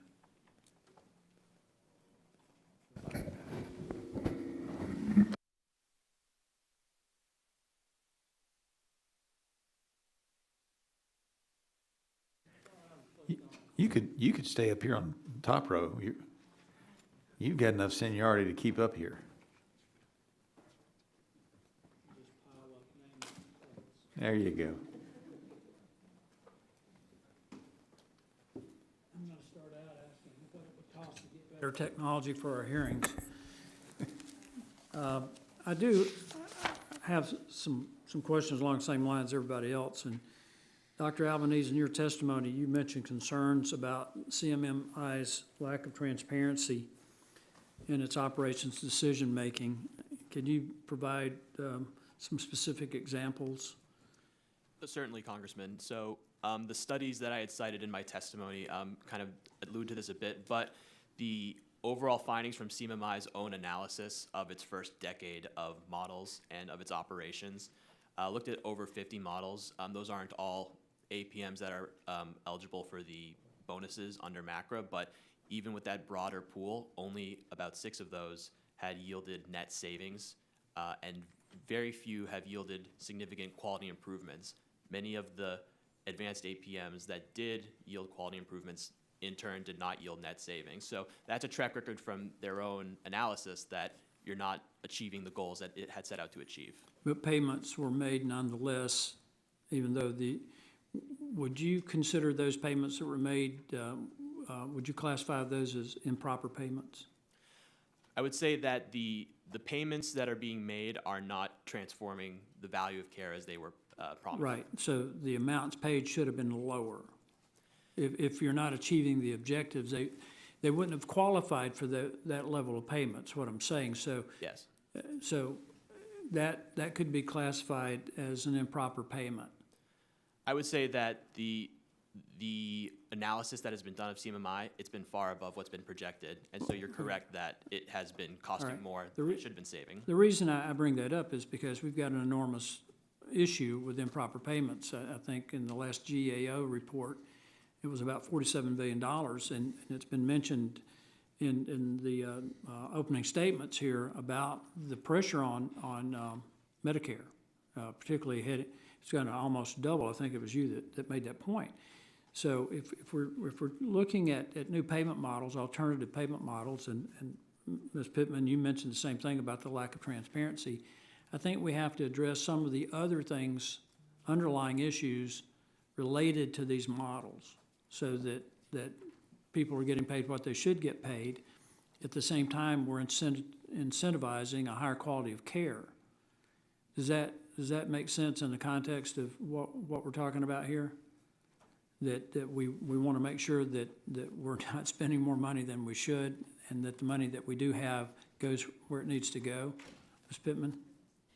Yeah, I think one of the things in the study that he's referencing of looking at all CMMI models, their cost savings were just very minimal, that they didn't meet the criteria to want to expand it much more rapidly. I think if we really want to improve the CMMI approach, there are lessons learned from those models in terms of flexibilities, and things like providing upfront payments to providers to get started on the value transition that have been proven to save money, and we should rapidly expand all of those. I think what the evaluations are missing, part of the lack of transparency is we don't know how CMS is going to evaluate a model for if it should be expanded or not. The evaluations just look at cost savings and quality. There are other factors that aren't known. We want to have more transparency around those factors. Perhaps it's an opportunity to take it through like public rulemaking once, just to make that really clear. And then we want to look at other factors like, is this model retaining access in rural communities? Is this model bringing in specialists or other providers that typically haven't participated in the past? So there's opportunity to really I want expand. to get one more question in here, Dr. Dagestani, and I grew up in a rural area and very concerned about the access to healthcare, because it's a huge problem in Alabama. But in addition to greater transparency, Dr. Dagestani, in the model development process, how should Congress and the administration think about the wide range of overlapping CMMI models and the potential burden and uncertainty that they place on providers, and particularly rural providers? So I think, we're appreciative of CMS and CMMI's offer to creating those models, but I feel like we're at the second stage of MACRA right now, where we need to simplify the model. We need to factor rural area, we need to factor small practices, medium, and then large multi-state practices, and come up with less models that are fixed for a longer point of time frames. We're not going on a sprint. We're looking at it as a marathon. I think we've been in multiple sprints, and we're ready to get into a marathon situation where we say, here's the outcome. We have these fewer model, we have this financial predictability, and this quality measure predictability. My time has expired, Mr. Chairman. I yield back. Gentleman yields back, and I now recognize the gentlelady of Florida, Ms. Kamick, for her 5 minutes of questions. Thank you, Mr. Chairman, for hosting this very important hearing today. Thank you to our witnesses for appearing before us. I'll jump right in. Mr. Albanese, CMS has not taken meaningful steps to develop advanced alternative payment models, APMs, options for specialty practices. And I know we've been kind of dancing around this a little bit today. The current system tends to focus on primary care rather than the specialty providers like GI, you mentioned that earlier. As a result, not all specialties benefit in the same way that primary care providers do. So in your view, how can CMS alter the current MACRA framework to include non-primary care specialty practices? Well, I think to echo what Ms. Pittman mentioned before, a lot of it deals with what we know about the decision-making process in CMMI, which is not a lot. I think there needs to be more transparency in that. And I think actually what might be a better approach is to have more broad-based models that try to simplify the measures and the incentives that doctors face. I can turn to MIPS for an example as a way to describe APMs. There's hundreds of different measures within that micromanage the activities of doctors. And if you have too many models that are going to be prioritizing what the priorities of government officials selecting those measures and designing those models are, you're necessarily going to be missing out on different priorities that are not included or that patients themselves might find most relevant. Well, and Dr. Dagestani, you had touched on this a little bit. Do you want to follow up on that? Thank you. Yeah, I think for specialty, it has been a challenge. I think in a multi-specialty group, our specialists have been really engaged because they have dramatic impact on the side of service, which is something we at some point have to talk about, is how do we work in a way to ensure that hospitals are supported for the chronic care that they provide, but at the same time, we're making sure that the side of service aspect, which impact quality and cost dramatically. And I think that will engage the specialists. If we have more clarity on side of service discussion and how that impact the ACO performance or specialty model, I think that will be an important next step. I appreciate it. I'd like to yield the remainder of my time to my good friend from the great state of Texas, Dr. Burgess. Thank you. And I just had one additional question, Dr. McWilliams, before I ran out of time. With your unique position being both an advisor to CMMI and your study of the APMs, what additional flexibility do you think CMMI needs to provide to the APMs to see them more functional, particularly in the role for smaller practices? So I think there are some waivers or flexibilities that could be helpful, particularly in the context of rural areas. If we think about the APM concept as giving providers the flexibility to meet patient needs, that's really critical in an area where you really have to step away from sort of bricks and mortar medicine in order to make it work. So certainly that should be a goal and would deserve some careful thought, I think, about how we handle telemedicine. There's a tension between sort of innovating in care delivery and then putting every innovation in the fee schedule, and then it's really hard to price, and then we get really innovative in delivering care, and the unit of care gets very vague, and we run the risk of just sort of increasing more and more use. That's the conceptual promise of an APM, is to have a general payment for a population so that then providers can figure out how to best arrange the care. So in order to do that, while there may be some flexibilities that are useful or some waivers, in the end, I believe it's really the backbone of these models that we need to design better in setting the benchmarks in a way that providers don't get penalized for success and sets them to grow in a way that allows all providers a chance to prosper in the models. That becomes a very weedy conversation fast, one that I have a lot and would be happy to have, Yes, sure. but can't be done in 52 seconds. But that, I believe, is generally the crux of the issue and where there has been a lot more movement recently, particularly in the shared savings program, in trying to address that.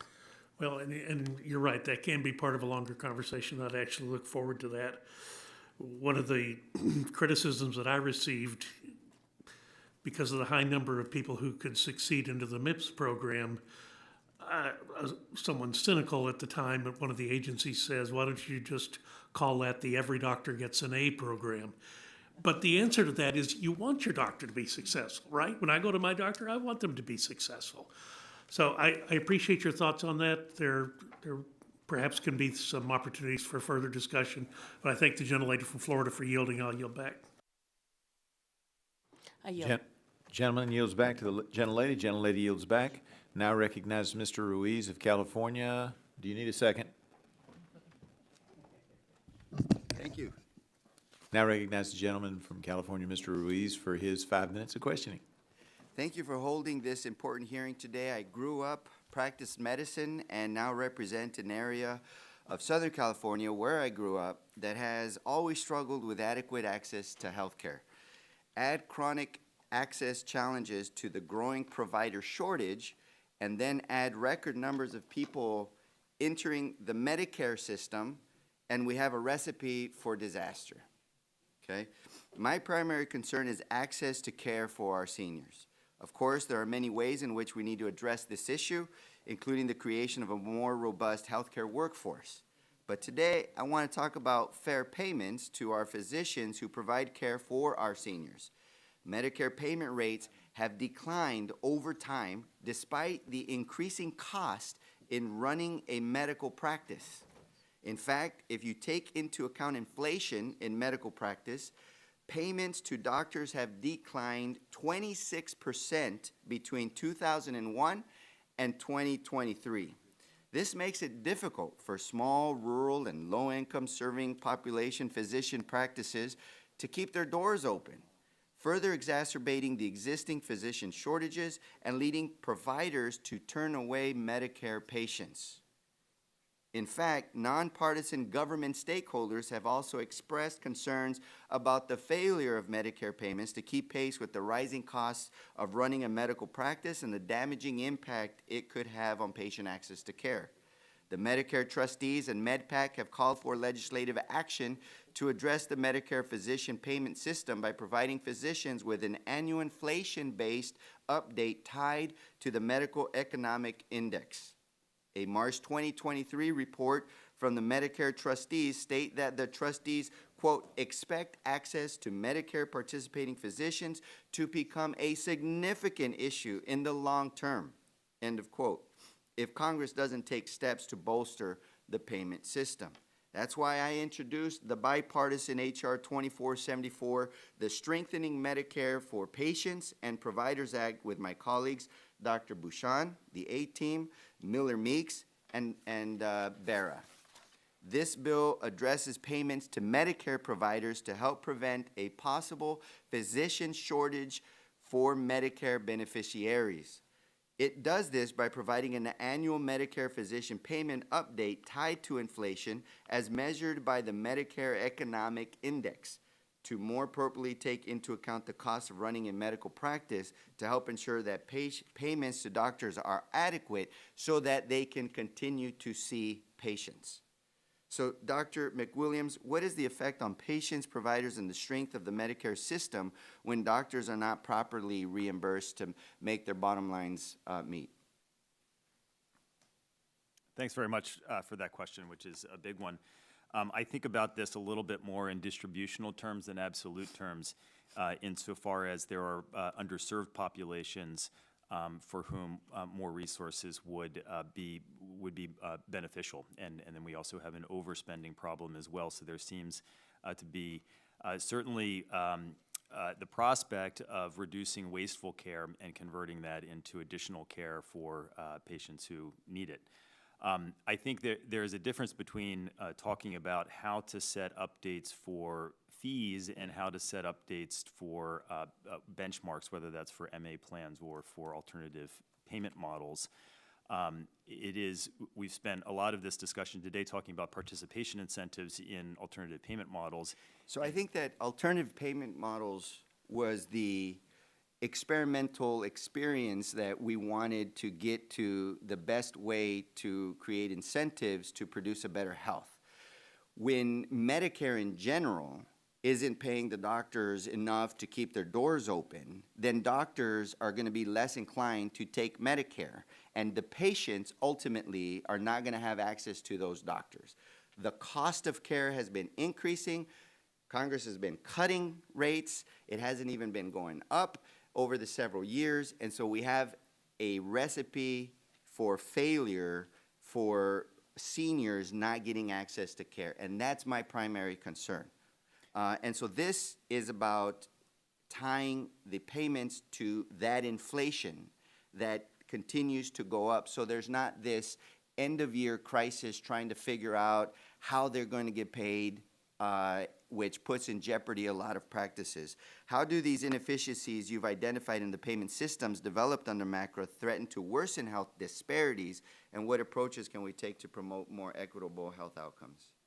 Yeah, I appreciate that. And if we take it to the extreme, if fees get so low that there's a loss with every service provided, obviously providers can never catch up. The point I was trying to make is that how this plays out does differ under the two types of payment systems, whether it's fee-for-service or an alternative payment model that sets a fixed payment and then to grow at a rate, in that providers are no longer penalized with less revenue if they do fewer things that are reimbursed, and can spend more of their time and resources in doing things like expanding access. So I do believe that payment reform is rather crucial to preserving access, particularly for underserved populations. And that because the rate of fee growth affects the rate of participation in these other models, we do need to think carefully about how we inflate fees. And then within APMs, we need to think carefully about how we grow benchmarks, but the two are related. Thank you. Gentleman yields back. Now recognize the gentleman from Indiana, Dr. Bouchon, for 5 minutes of questioning. Thank you. First of all, I want to associate myself with the comments of Dr. Ruiz. I couldn't agree more, and we have bipartisan legislation we're working on to solve some of those challenges. I do want to thank the full committee chair, Ms. Rodgers, and subcommittee chair Griffith for scheduling what I consider a critical hearing for the future of health care in the United States. I know that sounds a little big, but I'm telling you, this is a big problem we have to address. The entire premise of MACRA, of course, which was passed in law in 2015, was to move us away from the old model for reimbursement of physicians that was driven by volume and transition us to a system where providers were reimbursed based on their ability to deliver high-quality care. Why was this important? In fee-for-service model, the best provider is reimbursed at the same level as a provider that may be providing less quality care. I've never thought that was right. It also leaves volume as the only dial a provider can turn to impact reimbursement. Unfortunately, as is all too common in D.C., in my opinion, the executive branch under both political parties has failed to fully implement the law in an adequate fashion, and in some cases not even bothered to really try and implement the law, like ignoring PTAC, for example, as was mentioned. I mean, there are massive problems that we see in the MIPS program and the alternative payment models, primarily that these programs are somewhat overly bureaucratic and make it difficult for smaller practices, particularly in independent or rural practices, to participate, as has been mentioned. This is not my opinion, by the way, as was mentioned. 2 GAO reports have said this. Dr. McWilliams, the MIPS program is budget neutral, correct? What I mean by that is whoever gets bonuses, you have to have people getting cuts, right? That's my understanding. Right, and I don't think that half the providers in America are providing poor quality care, but essentially it's a budget neutral program. Everybody that goes positive, you have to have just as many negative. That was a fundamental flaw at the time, but I couldn't do anything about it. I tried. These factors and other reimbursement inequities, as was mentioned by Dr. Ruiz, like a lack of inflationary update for physician reimbursement, is just devastating, not even keeping up with practice costs. In addition, I just want to say this, it's helped lead to the morale amongst providers being extremely low. That's not my opinion. I talked to doctors who I've known for decades.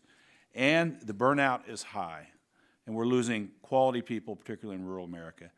I was a practicing heart surgeon for over 15 years, served as president of my medical group, and I can tell you from firsthand experience the lack of proper reimbursements for physicians will ultimately result in our constituents having access challenges to quality, affordable health care, regardless of where you live. I agree with Dr. Ruiz. My issue, everybody should have access to quality, affordable health care. Reimbursement is a substantial challenge. So unfortunately, while we repealed the sustainable growth rate formula, many physicians continue to experience steep cuts, and the legislation that was previously mentioned would help mitigate some of that. Everybody else in the healthcare system gets these updates. I don't know if people know that. Physicians don't, hospitals do, others do. They get updates based on inflation. So we have to fix that. I want to touch on a different subject, though. Dr. Dagestani, my specialty, cardiothoracic surgery, and others, such as neurosurgery and orthopedic surgery, have established clinical data outcome registries, the STS database, for 30 years. Valuable tools to support performance assessment and value-based care models. Unfortunately, these registries cannot realize their full power without better access to Medicare cost data.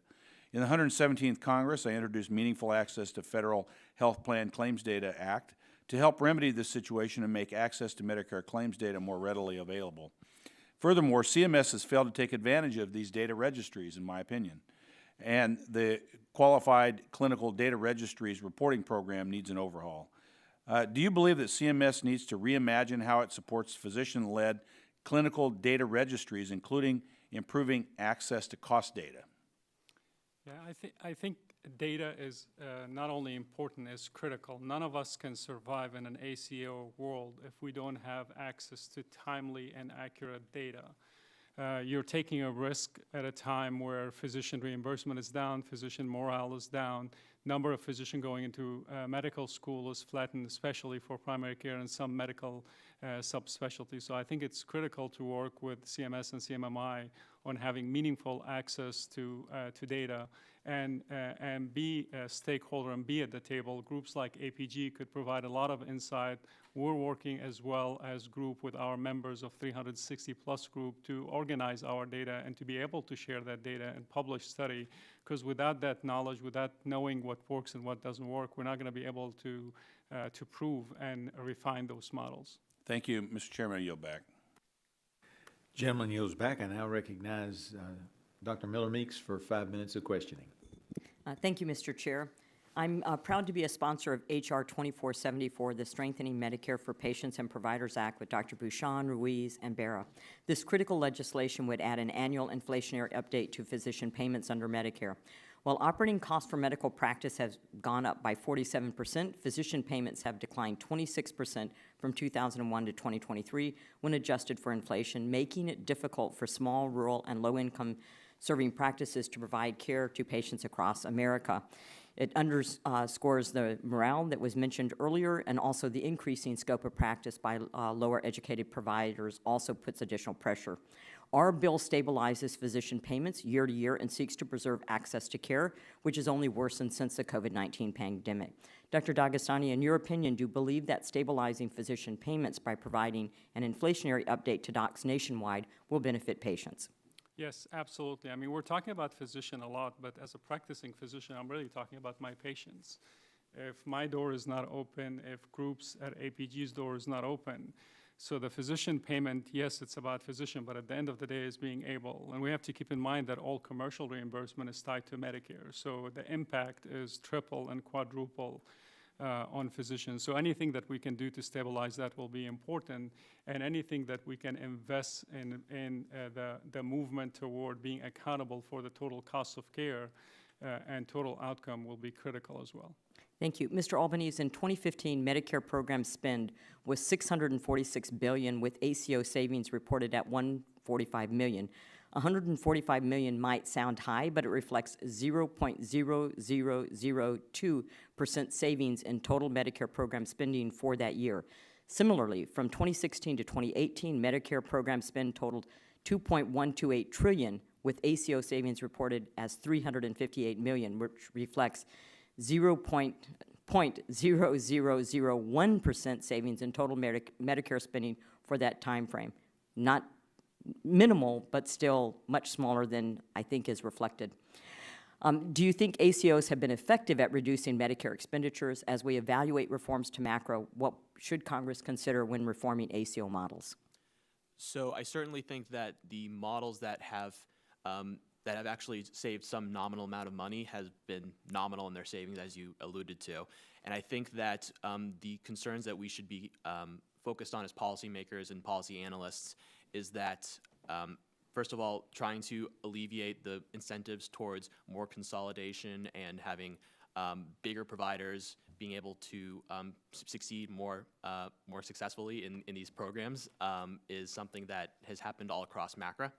And ACOs are good in theory in terms of trying to have more accountability for the total cost of care among providers, but when filtered through different government rules and different iterations of the shared savings program, this turns out to not actually play out as was expected and as has happened with other CMMI models and other models besides CMMI.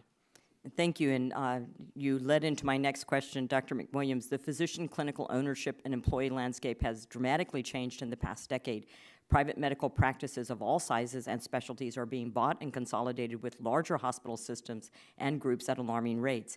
How do these buyouts and mergers and ACOs and lack of inflationary cost adjustments impact the ability of physicians to participate in new and innovative alternative payment models and stay in practice to give high-quality patient care in their communities versus an independent practice? Thank you for that question. I think in the theme of today of trying to streamline the portfolio of models and design, have fewer models designed better, I think what we want to move towards is having these APMs make participation worthwhile for independent practices and allow them to remain independent in terms of ownership. Healthcare consolidation is a massive problem. It has a lot of bad consequences for patients, including limiting their options of where they can go. We have evidence that it worsens the quality of healthcare delivery, raises prices, and there's no reason why APMs should not encourage smaller organizations and allow them to thrive. In fact, it should be, payment reform can be pro-competitive if designed correctly. Excuse me, to that end, there was a 5% incentive payment to encourage providers, and in December of 2022, Congress passed a pared-down one-year 3.5% extension of MACRA's incentive payments. If Congress allows these incentives to expire, what will be the impact on the movement to value-based payment models? I'm glad you brought that up because this ties into the point about consolidation. The way that bonus is designed, as I said in my opening statement, is as a proportion of revenue. So it favors the bigger organizations. For a primary care group that could participate in an ACO model, it's a very small bump. And so I think we need to have an even playing field in terms of the participation incentives if we care about competition. And often not passed to physicians themselves. Thank you so much. I yield back. Gentleman yields back. Now recognize Dr. Schreier of Washington for 5 minutes of questioning. Thank you, Chair Griffith, and thank you for allowing me to wave onto this committee. I wanted to thank the witnesses who are here today as well. The Medicare Access and CHIP Reauthorization Act, MACRA, was passed in 2015, long before my time in Congress. But as a physician, I could see what a big deal this was, to just change the thinking about how we deliver health care in this country and incentivizing health and value-based care, not fee-for-service, which can rack up costs. But of course, we need to make sure we're doing it right and offering the same incentives or adequate incentives and folding doctors into the program and then getting good outcome measurements. So in some cases, MACRA has not worked as fast or as well as we've wanted it to, but in other cases, it can really be life-changing. So I wanted to share a good ACO story. In my state of Washington has been a leader on this issue and very innovative. And there's a gentleman from my state, Michael, who has multiple sclerosis and was doing terribly. In a fee-for-service model, he would have had trouble getting to appointments, costs would have been high, but there were other complicating factors. Very challenging living situation on multiple levels, lots of risks. And the model employed by a local ACO in Washington state called Northwest Momentum Health Partners were able to get enough wraparound services that they relocated him to a safer home, got him a low-cost phone, arranged for transportation to his doctor's appointments, and as a result, his health has been in much better shape. And so I wanted to highlight a success story. We also need to make sure that incentives line up and keep doctors and hospitals involved. Ms. Pittman, in your experience, I would just love to hear your thoughts on how incentive payments can move the needle on patient care and maybe how we could update MACRA to allow for more providers to be incentivized and have more creative solutions like the one used in Michael's case. Thank you for that question. I think that's an excellent example of how clinicians are using those incentive payments. It's going right back to reinvestment in care. The advanced APM incentives go directly to the clinician practice, not to the ACO. So the clinicians can design what services or approaches that they see best for their practice. So that has been a tremendous help. In terms of designing it for the future, I think you hear from many of us, these incentives have worked, but there are some challenges with them. Part of how the thresholds to qualify for the incentives discourages bringing in certain types of providers like specialists, or if you bring in rural providers like a rural health clinic or a critical access hospital, it decreases your ability to meet the thresholds to qualify for that incentive. And so we would need to rethink how we set qualifications for the incentives. The incentives also are only for the downside risk APMs, And we need to recognize the movement for the folks that are not held for risk as well. And so designing an incentive so perhaps that there is, our suggestion is you want to have adequate payment for all clinicians. Then beyond that, having incentives, maybe it's a smaller incentive for those that are doing the non-risk bearing and a higher incentive for those that are taking on risk. That makes a lot of sense. Thank you. I also wanted to ask about CMMI and CMS innovation. And they've tested dozens of these value care-based models. You referred to some of the trickier spots there. Some of these demonstrations have really expanded our understanding about how to shift payment and improve patient outcomes. But only a few models have met the criteria for expansion. And I'm not sure if the lessons learned are always translated into existing models or how to improve models. I was wondering if you could talk a little bit, Ms. Pittman, about CMMI translating lessons and also just what can we do to spur more innovation in addition to payment incentives? Yeah, so in terms of translating the lessons, if we take something like there are 2 other ACO models that have been tested by the Innovation Center. One was the next generation ACO, one is the current model, ACO Reach. They both have an approach where you shift primary care payment away from fee-for-service to providing a per beneficiary population-based amount. And that allows more investment into primary care, which we all know is much needed. That's not something that's in the permanent ACO model Medicare shared savings. We know that it has worked. We know that the next-gen ACOs that took on that option have higher savings than those that did not, and the REACH model requires that. So that's an example of an innovation that we think should just automatically come over into the shared savings program. I'm encouraged that CMS seems to be working on that approach. I think some of the challenges with what the models and meeting the criteria for expansion is, we just don't know what the criteria for expansion is. We know that the evaluations look at cost savings and quality, but there are other factors that go into whether or not a model should meets the actuarial requirements to be expanded in all of Medicare. So we think that should be made public, have more transparency around what the criteria are, and then take a look at other things that might want to go into the criteria, like is it retaining access in rural or other communities? Thank you. I yield back and associate myself with comments from Representative Miller-Meeks about matching payment for physicians to inflation. Thank you very much. Gentlelady yields back. Now recognize Dr. Joyce of Pennsylvania for his 5 minutes of questioning. Thank you for yielding, Mr. Chairman, and thank you for allowing me to waive on to this important hearing. I would ask unanimous consent to enter 2 statements into the record, one from the Surgical Coalition and one from the American College of Surgeons. And we'll take that up at the end, but assuming there'll be no objection. Thank you. Small independent doctors play a crucial role in our healthcare system, particularly in rural and underserved areas. However, there are concerns that MACRA's requirements may disproportionately burden these providers and potentially exacerbate existing healthcare disparities, such as consolidation of practices and availability for care. A central goal of MACRA was to move away from a fee-for-service healthcare model to a system of value-based payment through the use of alternative payment models. But unfortunately, many specialty physicians wishing to move beyond fee-for-service will find that not a single physician-focused alternative payment model is available because none of the models approved by the Physician-Focused Payment Model Technology Advisory Committee, PTAC, have been tested.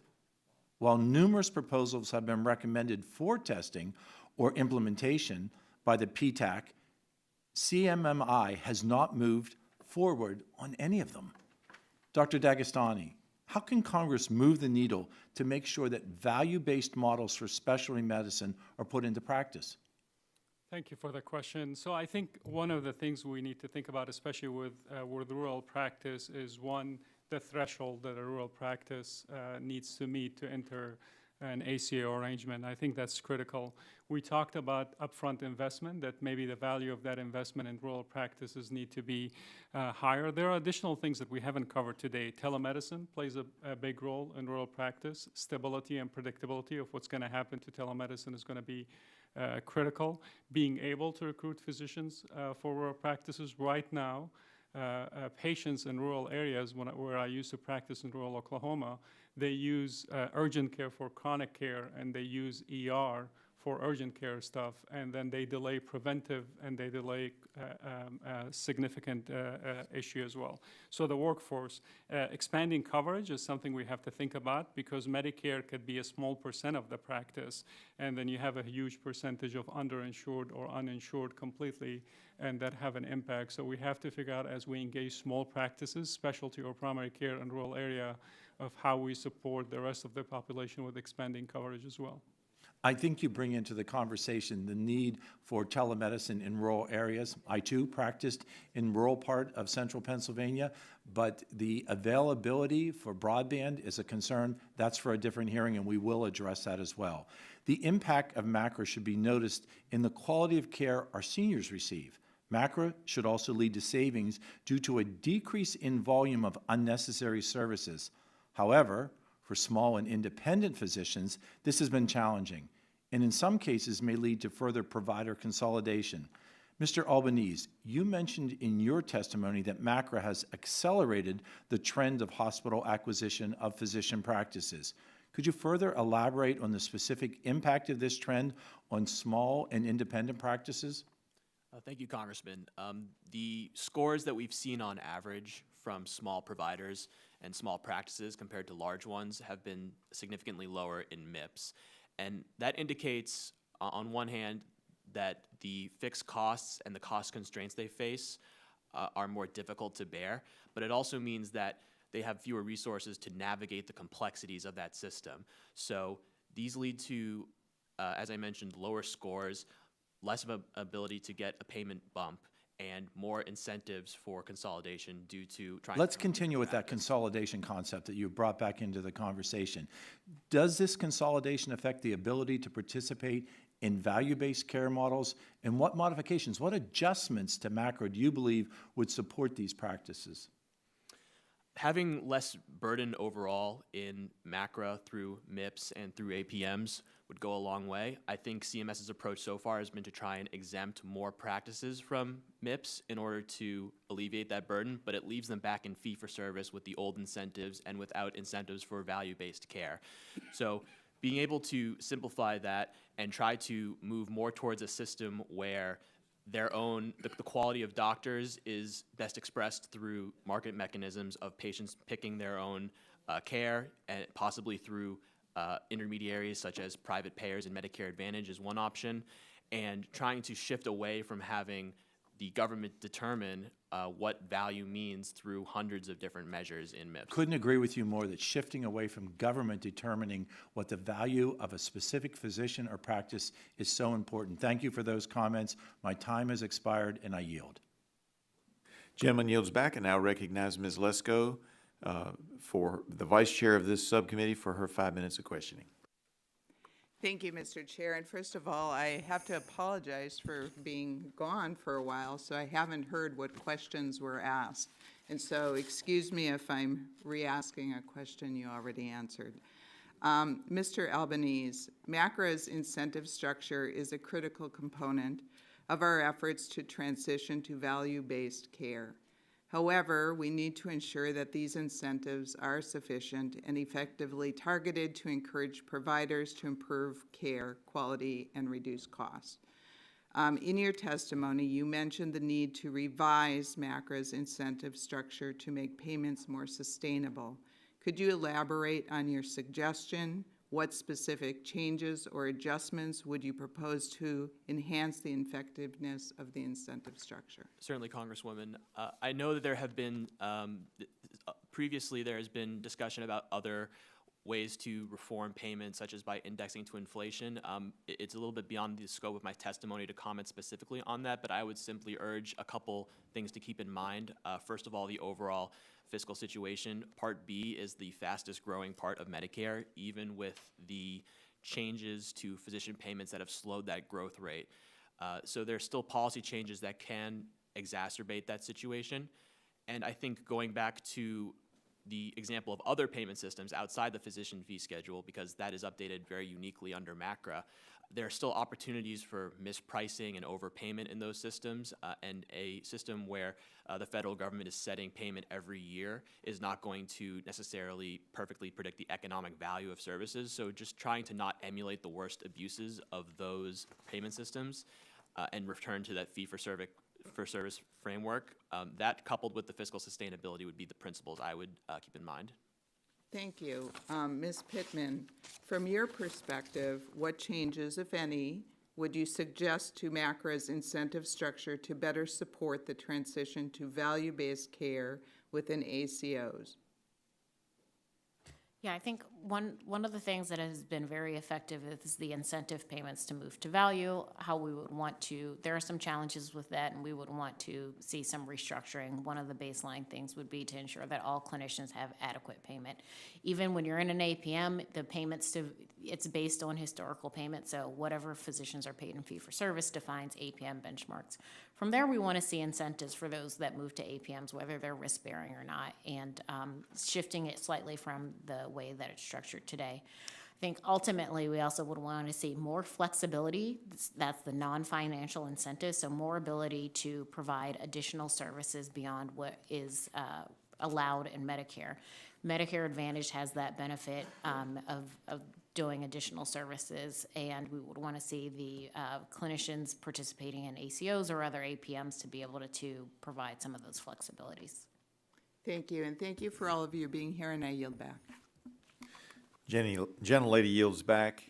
Seeing there are no further members wishing to ask questions, I would like to thank our witnesses for being here today. You all did a fantastic job. I'm also going to take a brief moment to go on a little tirade about our microphones. The committee does not actually control the microphones. That's the Congressional Recording Office. They have advised us as we were going through this hearing, that they don't have the parts to fix that microphone. It seems to me that the committee overseeing technology ought to be able to override the Congressional Recording Office or recording studios, that we need to get that fixed. This room was not used during COVID because it wasn't wired to do the Zoom type calls, but certainly we should have microphones that work. So there's my tirade. We'll be working on it, and hopefully next time we won't have to play musical chairs in the committee that oversees technology for a hearing. With that being said, I ask unanimous consent to insert in the record documents included on the staff hearing documents list, which includes both the documents that Dr. Burgess requested and the documents that Dr. Joyce requested. Without objection, so ordered. Pursuant to committee rules, I remind members that they have 10 business days to submit additional questions for the record, and I ask that the witnesses submit their response within 10 business days upon receipt of the questions, and without objection, the committee is adjourned.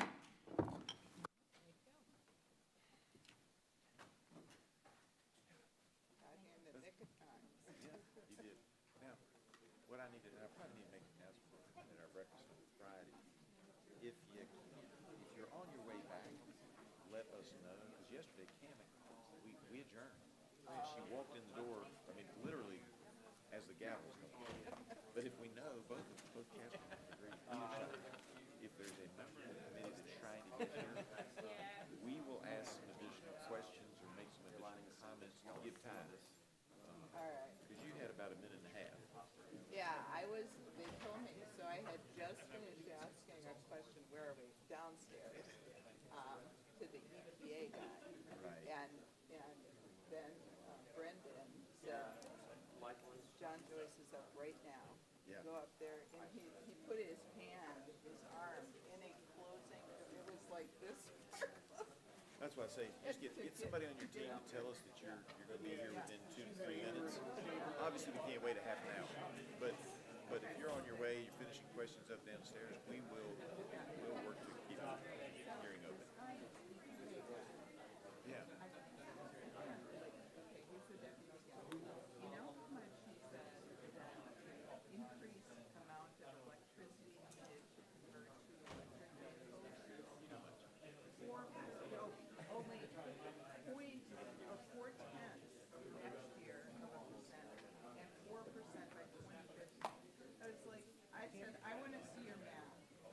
How are you going to convert all of these vehicles to electric and not have any increase in usage?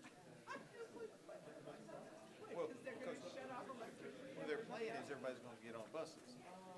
electric buses, or, trains. The problem is, same problem I have with the rules here on flights.